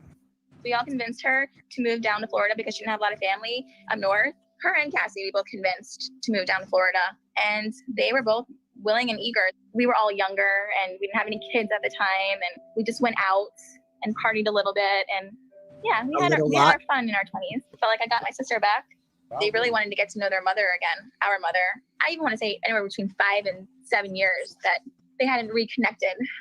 And they were all excited about reconnecting with the whole family. It had actually been 11 years since Lauren had connected with her mother. Cassie, too, for that matter. A divorce and custody agreement awarded Paul full custody of the girls. Their mother moved down to Florida, started anew, and Paul stayed up north. and that was it. And then, she never once contacted them for like 11 years or 12 years, nothing. There was nothing, no communication, no contact, nothing. And then when my daughters, Lauren and Cassie were like 18 and 17 or 18 and 19, they asked if they could talk to, contact their mother. I was like, yeah, go ahead. Lindsay and their other siblings did keep in touch, but living so far away, it was harder for them to have a close relationship. Once her move to Florida was official, Lauren toggled between West Palm Beach, where two of her sisters, one being Lindsay, lived at the time, and Cape Coral, where two of her brothers and her mother lived. And if anytime you want to say anything, Paul, we can stop and say something. It's your episode. This episode, we're getting started, but just just to let you know. And Caitlin and Hillary, I talked to both of these ladies from Complicit, and they gladly gave me the opportunity to use their podcast to tell this story. So thank you to those ladies, by the way. You must have met them, right? Or talked to them on the phone, Paul? Yeah. Extensively, I'm sure. I never met them in person, but we actually became really good friends. I mean, yeah, I spoke with them a lot. Okay, yeah, I figured. But as far as Cassie and Lauren, they have so many brothers and sisters, half brother. It's just silly because they have, let's see, Lindsay, Jennifer, Jeffrey, Ryan, Karen, Jaden, Kara. I know there's more somewhere. I think. Yeah. Yeah. I have 6 daughters. I tried to make a boy. I got twin girls in there. Still couldn't pull it off. I tried a 50-50 shot. 2 girls. Yeah. That is a 50-50 and 6 children. Kudos to you. Six girls. Everybody says, oh, Paul, my friends, that see me on, I used to have really long hair. And you lost your hair. I didn't lose shit. I ripped every last bit of it out of my head. I got 6 daughters. What are you talking about? And there you go. Really? Yeah. All right, let's go. Let's listen Lindsay to Caitlin eventually made her way bit. across the state to live in Cape Coral, and Lauren, too, ultimately chose to call Cape Coral home. Cape Coral is a vibrant, family-friendly Southwest Florida town located near Fort Myers and bordered by the warm waters of the Gulf of Mexico. It has beautiful white sand beaches, lush golf courses, and the ever-popular Sunsplash Family Water Park, all within its borders.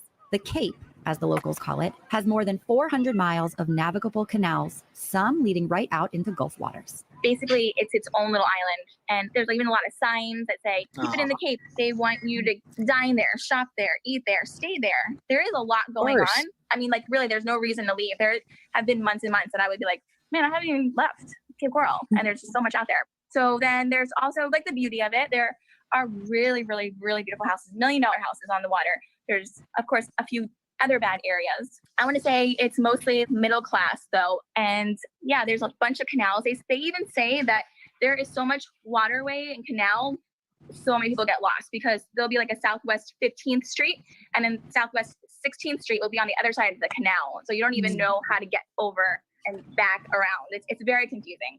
As lovely as Cape Coral sounds, it also has a dark side. And really, a lot of places do if you start peeling back the layers. For a start, it's no stranger to missing persons, specifically missing women. You have your reports of trafficking, drugs, and women. Or worse, there's an undercurrent of the nationwide drug epidemic. The opioid crisis is there. Heroin, fentanyl, cocaine, everywhere. Marijuana. It's all in a day's work for the Lee County Sheriff's Office. Their arrest records are public. Just take a look sometime. There's a theme. Lindsay went on to tell us about a coworker of hers who was murdered the previous October after a night out. A random guy who she met out that night. He killed her and stole her car. He was caught and put behind bars, and that incident happened just 4 blocks from where Lindsay and Lauren lived at the time. We found out that night that she was murdered in her house. I swear, it's you don't really hear these stories in such a beautiful town. You feel like your whole world is safe. However, as far as missing persons cases go, they actually do have a decent track record of locating people. In fact, the detective who is assigned to Lauren's case has never failed to solve a missing persons case. It had never even taken him this long to find a missing person. Until now. Until Lauren. Go figure. You know what? Before we talk about the day Lauren disappeared, let's touch on Before we talk about the day Lauren disappeared, I feel like they moved too slowly on this, and they missed a lot of evidence, is what I feel like. I think if they had taken it seriously, and go ahead. I got to back up a little bit on this story. Yeah, please do. Prior to Lauren missing, and this is another important thing. Lauren got pregnant. She sent me a text message. Dad, I think I'm pregnant. And I was like, congratulations, ? And her reply to me was SMH, shaking my head. Oh, that's another side to the story, huh? So I didn't know. I just get off my bed and shut up. Thank you. My God. Sorry. It's like, you know what it is? He's so jealous of, like, if I'm like talking with him, that I'm not paying attention to him. It drives him crazy. I had him since he was 12 weeks old. He was like this big. You've got some fans in here, so I see someone saying, which is cuter, ladies, Paul or the puppy? So the puppy might have some competition there. Yeah, I tell you what, this puppy, I'll tell you, he looks really cute. The ladies love it. I know. This dog has cost me money and things that he's chewed up. You have no idea. Oh, yeah, in my truck. Oh, but anyway, but Lauren, we all want justice. But Lauren said she was, told me she was pregnant. So until I got down to Florida and started talking to people. And one of the first places I went, I got there, like I said, on Thursday. Then I went to Four Freedoms Park after I spoke with the police, me and Cassie. Friday, Cassie met me again. We went down to Four Freedoms Park. And when we got there, there were search boats in the water. And at the time, I didn't realize that they were searching for my daughter. So I walked out, and one of the police boats was docked right at Four Freedoms Park because there's a dock there, and their radio was on. So everything that the boats out there was searching for, I could hear what they were saying to each other. So I'm basically now realizing, holy shit, they're looking for my daughter in the water. And I'm listening to this whole thing, and what if they find my daughter? And, this is how I'm going to find out listening to this radio, But they didn't find nothing. They didn't find anything, And at the time, I was relieved. Now, when I go back and looking at it, I wish they did. Because I bet. And I never thought I would hear myself saying this. But, first of all, nobody should lose a child. Nobody. No. It's not the right order. It's not the right order. And it's so surreal. But, not, like, if your daughter or your son was out and a drunk driver hit him and they got into an accident and he was killed. You know what happened to that child. You get closure. You have closure. You have, you have a funeral, you have a wake, you have a place to go where you can go visit, We don't have any of that. No, this is your closure in a sense, just telling the story and keeping it alive.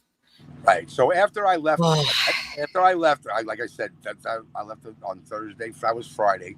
I went to Taco Bell in Fort Myers. That was Lauren's second job. She had two jobs, because I guess, I don't know why, because I guess Gabby wasn't, pulling his weight. I don't know. Right. Whatever. Probably. So anyway, I went to Taco Bell in Fort Myers and I spoke with this young lady. I'm not going to use her name at all.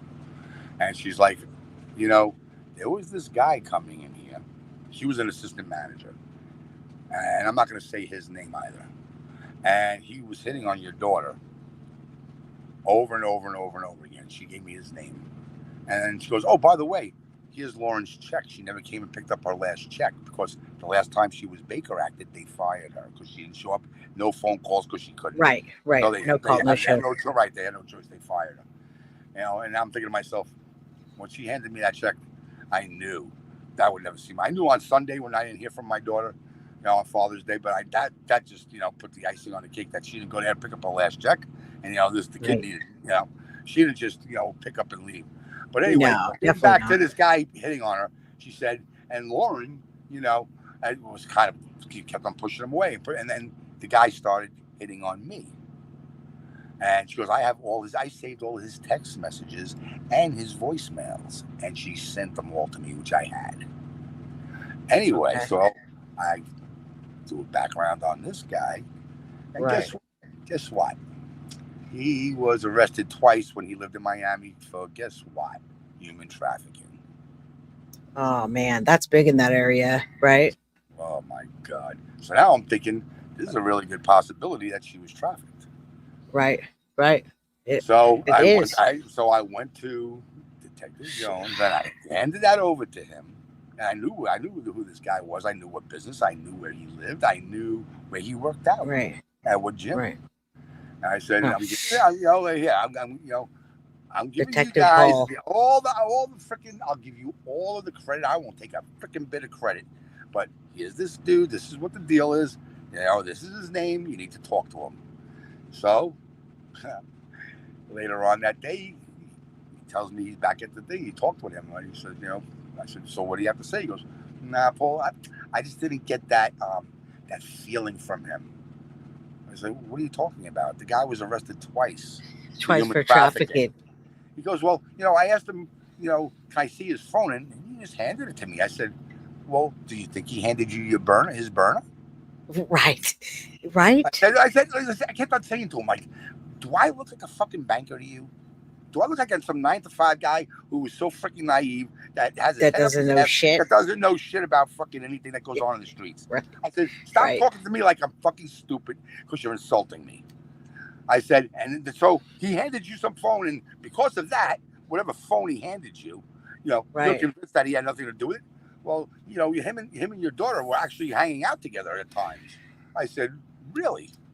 I said, yeah. I said, well, what does that mean? And it was just like this nonchalant freaking nothing, man. And I'm like, That sounds like a lie to me because he said she was hanging out with him and he was just hitting on her. I think that sounds like yeah, I'll be blunt as shit with you. You know what he said? Your daughter slept with him once. I said, how do you fucking know? Oh no. Yep. I said, how do you know that?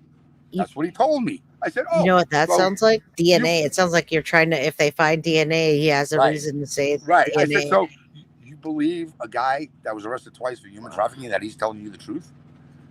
I said, and my daughter, from what I understood from talking with, the assistant manager, who, I have all these freaking text messages and voicemails that he left her. And what this guy is saying, this is exactly what he said. I can be anything you want me to be. I can be whoever you want me to be. Talking about doing coke, doing freaking meth, all sorts of shit. Right. Because you know what? When you're into human trafficking, there's that one guy that comes in and he's like the schmoozer, He he's like this, decent guy, good, it works out, and he's sweet, and he's kind, and everything. And he's the one that's setting you up, that's gonna snatch your ass, give you to whoever, get his money, and done. Yeah, it's the bait. It's the bait. That's how it works. Especially the ones in Florida. Those guys are notorious for that, and they know who to use. They know exactly, and they know, Yeah, a crime to remember. It got to the point with me and him that I actually said to him that day, you know what I think, Nick? That every time I turn around and I give you something, and say I get the same fucking answers from you that, oh no, it's not that. It was, it could be anything. Oh, no, I don't have that feeling about. I said, you know what I think? Yeah. I think. Where's the evidence, man? This is what I said to him. I said, I think you're fucking dirty. I said, you want to know what I know, Nick? You want to know what I know? Because I refuse to call any of them like, officer or certain. No. Right. You didn't earn that. You didn't earn that fucking respect. No. I don't know what they're. I don't know what they did. And you know what? And here's the shame of it all. After I said, I told him right to his face, that's what I think, Nick. I think you're fucking dirty. I said, because none of this shit's making sense. None of it. Every time I turn around, I'm handing you shit on a silver platter, and I keep coming back with, a fucking piece of fucking tinfoil from you. I'm getting tired of it. I'm giving you guys every opportunity to take all the credit for whatever. I said, but my patience is wearing really thin here. I've had just about enough of the games. Right. And they talked about her purse and her shoes being found. Well, I'm sorry, her purse being found. Her purse at the park. Right. Yeah, well, guess what? I asked him. He said to me, "Oh yeah, we got her purse. We found the purse there." And the only reason we knew it was her purse because there was nothing in it except a paper with her name on it. With her name, right? Yeah. Well, that's and you know what I noticed about the picture of it that he showed me in evidence? One of the handles was broken on it. So somebody Yeah, snatched it, and they Yep. could even put it Yep. there. Well, yep. So, Gabby could have done that. Gabby could have walked it out to the park, and could have been anybody that done that. But here's the thing: I come to find out a couple of months later, everything was in her purse except her phone, her wallet. Right. Everything was there, and there was a pair of her shoes there, which I was never told about. At the park. Yep, right down on that bench. So, yep. Tell me a little bit about that park. I just want to know about that park. Is it like somewhere where everyone hangs out and roller skates? What is it? No. It's right on the basin. You know, it's got picnic tables. There's a preschool, right? That's there. The mother's house is directly across the street from it, and Lauren would go take Michaela there all the time. Her daughter, yeah, because they had swings and stuff like that, and she lived right around the corner. Yeah, so she was there all the time. She loved it there.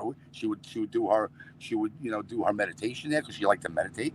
She would meditate there and all sorts of things, and that was and it was convenient. It was right around the corner. It was in walking distance for her, because Lauren, after her car accident, she never got her license and was scared to drive.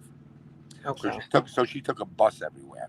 She never got a license. Yeah, there's a lot of twists and turns in this case, folks, and I'm going to play this so we can get through to it, and then I will show, if you're here to the end, I'll just show a little quick minute recap with a picture so you guys can remember who Lauren is, and then we're going to come back, and every Thursday I'm either going to drop an episode live or I'm going to drop an episode as a pre-record so we can get this complete Complicit story out there. All right. A few more background details. She most recently moved back to the Cape in 2016, and she moved in with her sister Lindsay and her brother Jeffrey. She eventually moved in with her mom and her mom's boyfriend Victor. We are going to refer to her mom as Anne, though that is not her real name. Anne and Victor had been together for over 15 years, so as Lauren reconnected with her mom, she gained what was more like a stepdad who played an active role in her life. Anne and Victor's two-bedroom, second-story apartment is in a small 4-unit complex and boasts an open floor plan and private screened-in lanai. That's such a Florida word, lanai. It's on a quiet, tree-lined street called Tarpon Court and is directly across from Four Freedoms Park with a view of the Bimini Basin waterway. When Lauren moved in, there was actually another person already staying there, a man named Gabriel, who goes by Gabby. Gabby and Victor are very good friends and work partners at a local flooring and interior design company. But Lauren already knew Gabby. She met him a few years back through her mother during one of Lauren's previous moves to Cape Coral. And they were actually already dating, unbeknownst to some. Even her father, Paul, didn't know about their relationship until 2 years after they'd been together. It wasn't too long after Lauren moved in with her mother and Victor that she and Gabby decided to get their own place together. And Lauren's brother, Jeffrey, who also works for the same company as Victor and Gabby, moved into that extra bedroom. Lauren and Gabby found a 1-bedroom place just a quarter mile down the road on Coronado Parkway. Lauren took the apartment in her name. Chapter 2, The Last Kiss Goodbye. So let's get back to June 19th, the alleged day of Lauren's disappearance. That morning, Lauren's boyfriend, Gabby, says he left for work around 6:30 a.m. from their apartment. By Gabby's own account, both to Lauren's family members and the Cape Coral Police Department, Lauren was still asleep in their bed when he was gearing up to leave for work. He kissed her goodbye, left for work, and that was the last time he ever saw her. Lauren usually started her day around 8 a.m. or so with a leisurely walk down the block to Four Freedoms Park, where she practiced meditation. Lauren was known for her meditation ritual. It was truly a part of her being. She meditated so much that she found like a different sense. A lot of people would probably say that's a little crazy. At this point, there was no reason to believe her morning on June 19th began any differently. Four Freedoms Park, remember, is the nearby public park just a block down the road from her apartment and directly across the street from the front of her mother and Victor's apartment, where she used to live. At first glance, it could be described as the quintessential Florida park, set on 3 acres of grassy flat land, bordered on one side by water overlooking Bimini Basin, complete with boat docks and a sunbathing beach. Several picnic table areas are scattered throughout the park, and a large, shaded, fenced-in playground for children of all ages sits in the center. Its serene and peaceful ambiance provides ample options for meditating locations, like under a big tree, on the sunbathing beach next to the water, in the grass under the warmth of the sun, and so on. The park isn't totally perfect, though. It's not without its drug-related activities and people under the influence lurking around. But all in all, it's lovely, and was within walking distance from her home, which was important for Lauren, because she didn't have a car nor a driver's license. There it She is. didn't drive. She never even had a driver's license because she was afraid to drive after a car accident. She never even got a permit. The morning of Friday, June 19th, a man who wished to remain anonymous said he saw Lauren that morning around 8:30 a.m. She appeared to be walking toward her apartment from the direction of Four Freedoms Park. This all seemed to be a perfectly ordinary morning until she wasn't seen again.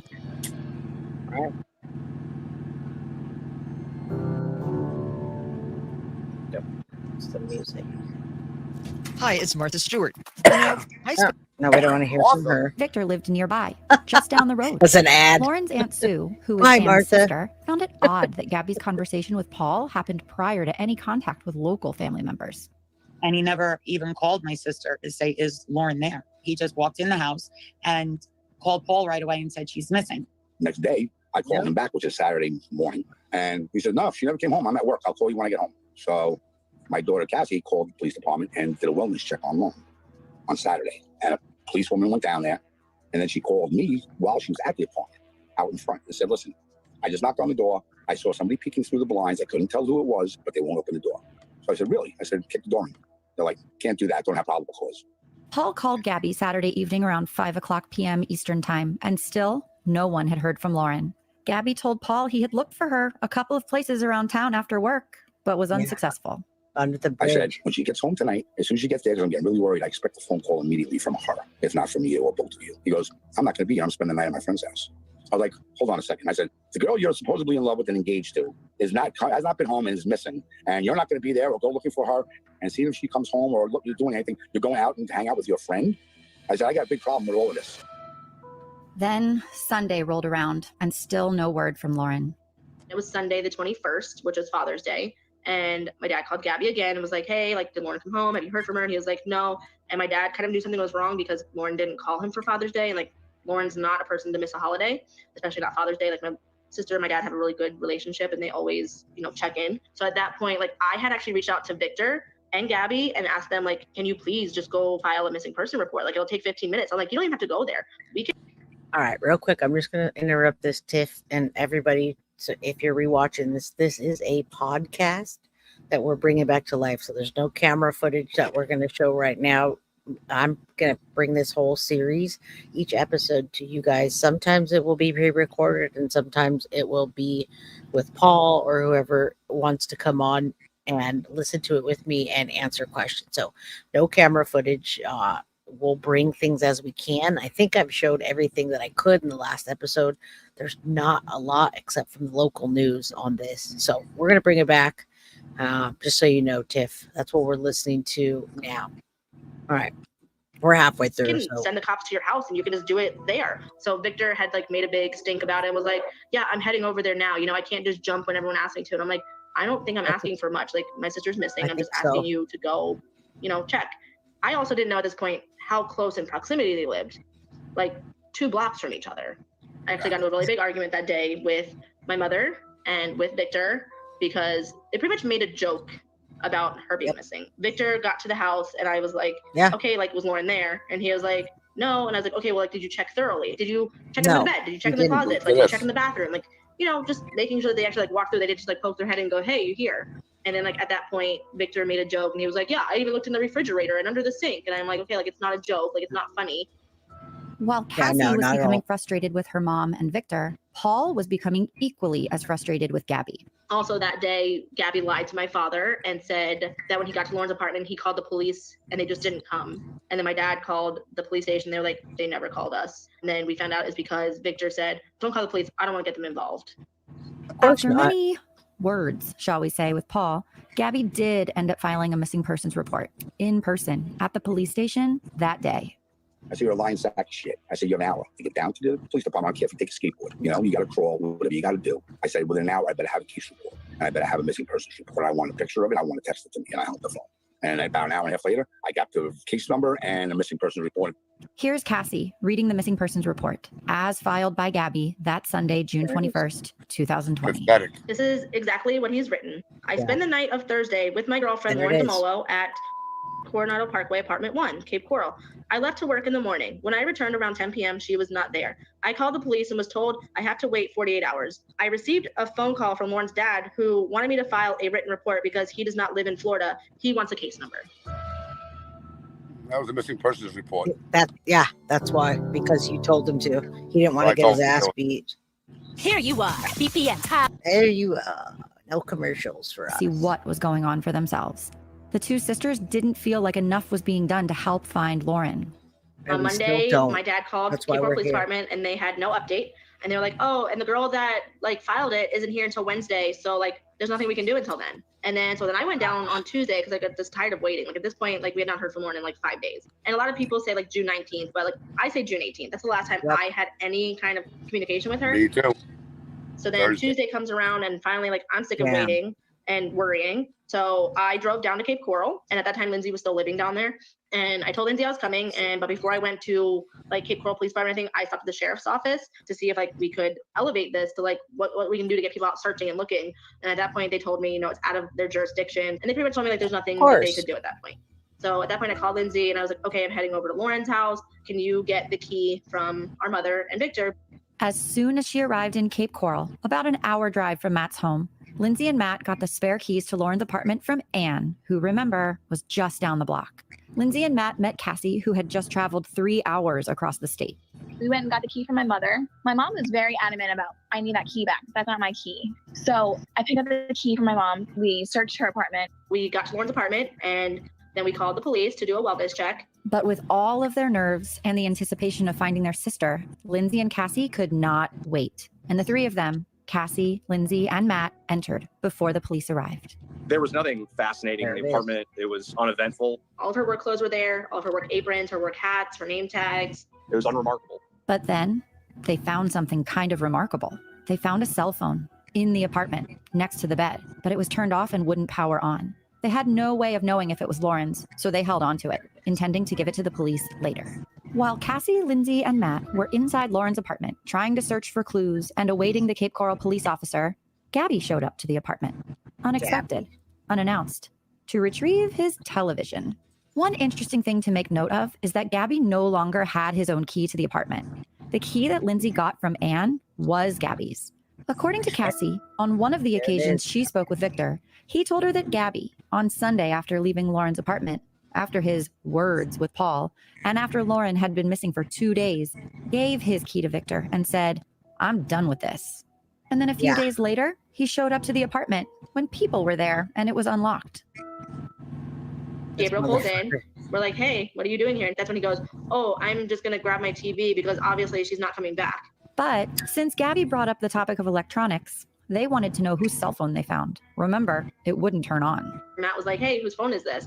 And so Gabriel took it, walked into the apartment, and then walked out with a different phone, which was working, which was Lauren's phone. Gabriel handed it to me, and I'm like, this is Lauren's phone. Unbelievable. Which I knew it was her phone because when I was at her house on the 13th, we had video called with her daughter. So I know it was her phone. It was also logged into her Facebook. It was logged into her Facebook Messenger. It was logged into her emails. It was logged into Gabriel's emails that were all deleted. It was also logged into his Facebook, but apparently he doesn't really use it. So then when Gabriel walked back in to get his TV, Matt was like, that's not even the right phone. That's not the same phone I just had. That one's on. The other one wasn't on. So while Gabriel walked in, I walked in behind him and took the other phone as well. So I took 2 phones, and then the police arrived. What Cassie seems to be saying is that it seems like Gabby either showed up with Lauren's phone or he knew exactly where it was in the apartment, and Cassie, Lindsay, and Matt had overlooked it. At the same time Gabby was there, the police showed up for the official wellness check. There was no sign of forced entry, nothing suspicious or out of place, except for that cell phone and the other cell phone, both of which Cassie held onto for safekeeping. She wasn't about to let them go until a dedicated detective was assigned to the case. And there was something else Cassie wanted to hold on to. I told her not to give that key back because I was going to be there the next day. I wanted to go into that apartment. So then I gave the key back to the mother. She said, yeah, mom called me, wanted it back. I told her, no, I'm keeping it. She said I couldn't because it was Gabby's key. Let's go back to the phones for a moment. Cassie now had both cell phones. The one they found plugged in next to the bed that wouldn't turn on, and the one Gabby handed them that was definitely Lauren's, that was turned on. The one Cassie knew for sure was Lauren's worked only on Wi-Fi, but Lauren took it with her everywhere. Lauren would never leave her house without her phone, because anywhere you go now, like there's always Wi-Fi. Like you can go to a McDonald's, you can go to like a grocery store, and you can connect to their Wi-Fi. And there are other uses for a phone, like taking pictures, posting on social media. Lauren posted on Facebook almost daily. She had posted a picture of herself in a bathing suit from a couple of years ago, and then poof, she went off social media. I almost feel like she went off the grid. Lindsay is referring to Lauren's last Facebook post she ever made on Thursday, June 18th. Cassie really wanted to know if there were any clues on Lauren's working phone, but unfortunately, it wasn't the treasure trove she wanted. This phone she'd only been using since June 8th, so 10 days. I was able to like look at her conversations on like Facebook Messenger, old text messages, like old ones, because this is an old phone. So like anything that was saved previously. She didn't have a lot in this phone, like maybe 10, 15 photos. There really wasn't a lot to look into. From what Cassie was able to see, the cell phone history did indicate a Facebook message to Gabby and a video call from Lauren to Gabby at 10 a.m. on June 19th. There was no activity on her phone after that 10 a.m. unanswered Facebook call. And Gabby, he insisted that he never received that call. On Wednesday, June 24th, 3 days since she was reported missing by Gabby, 5 days since she was last seen, and 6 days since she had communicated with her family and posted on social media, a detective was finally assigned to Lauren's case. Finally. It seems that in addition to Gabby's delay, there was a clerical error at the police station that had also delayed the paperwork. The unfortunate thing about it is that it was now 72 hours after Lauren's disappearance was reported, 120 hours since she was reportedly last seen, and 144 hours since her last contact with family and friends. With missing persons cases, the first 48 hours are the most critical. There was a lot of ground to make up. Detective Nick Jones took on Lauren's case and was, and still is, the main man in charge of the investigation. He told a local news station that he's, quote, never not found a missing person. Cassie met up with Detective Jones at the Cape Coral Police Station and brought him up to speed on what had happened since the day Lauren went missing. She then handed over both cell phones.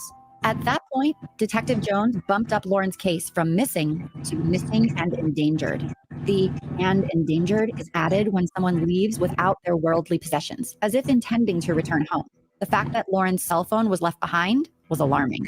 This is not Lauren. This is not her MO. She would never, ever just disappear and go months without speaking to her family, without reaching out to her friends, without contact with her daughter. Absolutely not. Never. It would never happen. That evening, Paul Dumolo arrived from California. He needed answers, and he wanted them now. I'm not going to stop until I find out what happened to my daughter. On the next Complicit, the search for Lauren is on. There was a sheriff boat in the water with a diver on it. There were like 2 other top boats. All right, folks, that's going to be the next one. I'm going to stop sharing this now so we can show you the video that I have cut. I want you guys to see Lauren again for the folks that missed it, and then Paul can give his final thoughts, and then we'll be back again next week with another episode. Every Thursday I will drop an episode.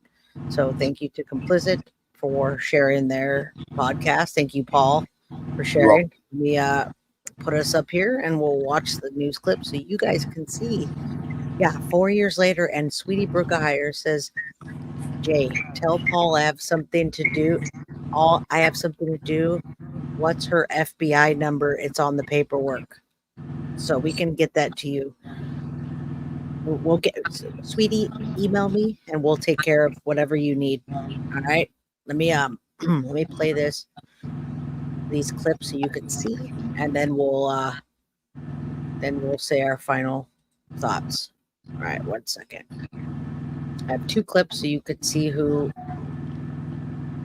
what's going on with Lauren, who she is.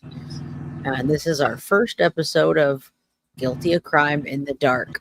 That's what it's when you're missing. That's what happens. All right.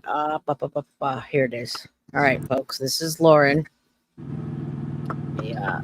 Sure that's on. And let's shoot. information in the case of a local missing mom. The case of Lauren Dumolo is once again gaining national attention after it was spotlighted on the Dr. Phil show. Fox 4's Stephanie Fernandez has more on what the community is doing this weekend to continue efforts to find Lauren Dumolo. Right here at Four Freedoms Park in Cape Coral is where investigators say Lauren Dumolo would spend most of her free time. As you can see, signs like these are still up around the park, and the community is coming together to organize a search party, all in an effort to find Lauren. She's so loving, caring, so bubbly, happy all the time. She's just a sweetheart. Angela Stallkamp says she's known Lauren Dumolo for over 10 years and considers her family. She's always just loving with her daughter. You could always see the love. The organizer of a community search party planned for this weekend, which will reveal new information about the mom's disappearance since June of 2020. And new information, multiple leads, is what Trish Rout with Southwest Florida Crime Stoppers says the organization's received ever since Dumolo's case aired on a national talk show. The goal and the hope is that people that saw that will and know a little bit about what was going on with Lauren around that time will share that information with us. Rout says since the show revealed Dumolo was previously Baker acted, meaning she was held by mental health professionals for up to 72 hours twice in June of 2020, right before she went missing. The whole mental health aspect really hadn't been talked about until now. Everything that was going on in Lauren's life in the weeks before she went missing is information that we need to explore to the very depths. Rout says because Dumolo spent a lot of time at Four Freedoms Park, they're asking for anyone who saw her there to contact law enforcement. With the new information, Rout says, "Oh, what happened?"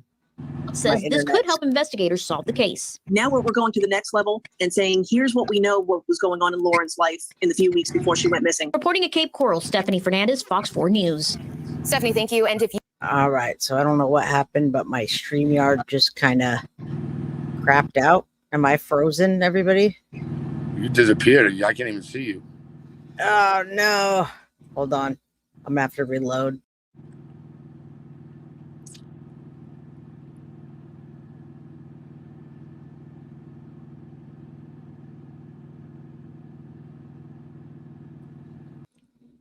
All right. There you go.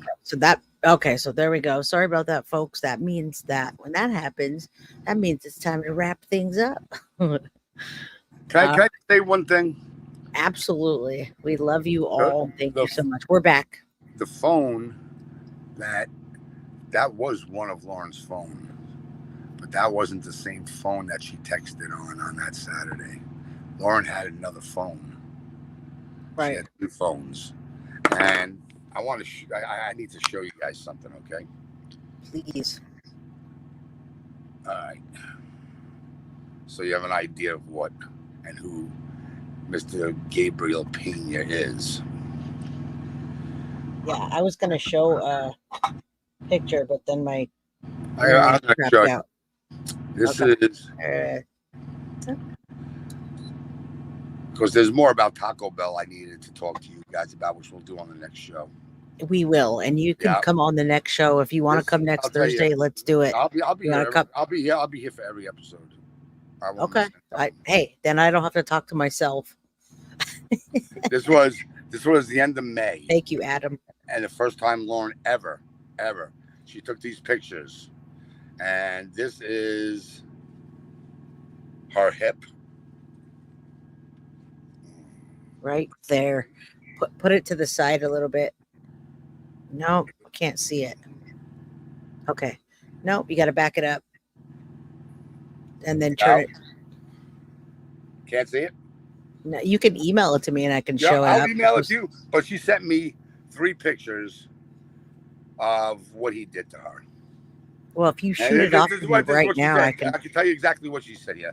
This is what he did to me right after she had an abortion. I told you she was pregnant. Pops, and then she wrote this to me. This was May 28th. Pops, how do I build a firewall to keep people off my phone from getting info? And I told her there's no firewalls for phones, blah, blah, blah. Yeah, I don't think I told her to change her password. Changing of the passwords will work, but thanks. I said, love you, kid. Are you okay? Yeah, I'm okay. I love you too, Pops. Really miss you. Because I knew there was something wrong. I miss you too, kid. I always call my kids kid. You know, it don't matter how old they are. That's why I call you kid. So as soon as I said, I miss you too, kid. Be there as soon as this virus shit, because it was like I told you, it was Corona is over. Okay, Dad, can't wait to see you. Love you. Yep. And that was You know, I spoke with her a few times after that, but most of them were audio calls. You know, she didn't text me anything after that. But you saw the bruises. Yeah. Yeah. If you send those to me, I'd like you to send those so we can let people know. When I was down there, I found out this was going on throughout their whole relationship. Not only was he beating her, but he would choke her. Damn. And not only did, there's another thing just I forgot to tell you. abuse. Not only did, and this is gonna you have to remember this. This is gonna play a big part too. Not only did Victor make a joke about I looked in the refrigerator, this and that, he said, I also looked in the garbage can. And I'm gonna tell you something. When I got down there, and when I got 5 feet tall. The first thing I did, because the garbage cans were outside the apartments, was open up her garbage cans. And you know what was in her garbage cans? The guys next door, all his mail and everything else, and his garbage cans were emptied. And there was, the garbage cans we lift off, they got two wheels, right? Well, Lauren was at the end apartment, and there was woods in the back, and around the side was all grass up to Coronado, which led up to the front of the apartment. And there were wheel marks that went right around that was still there from a garbage can that went up, and up to the front there. So I'm glad you had that sense. What I didn't tell you, and I'm just going to finish this one little part, and I'll finish up the next.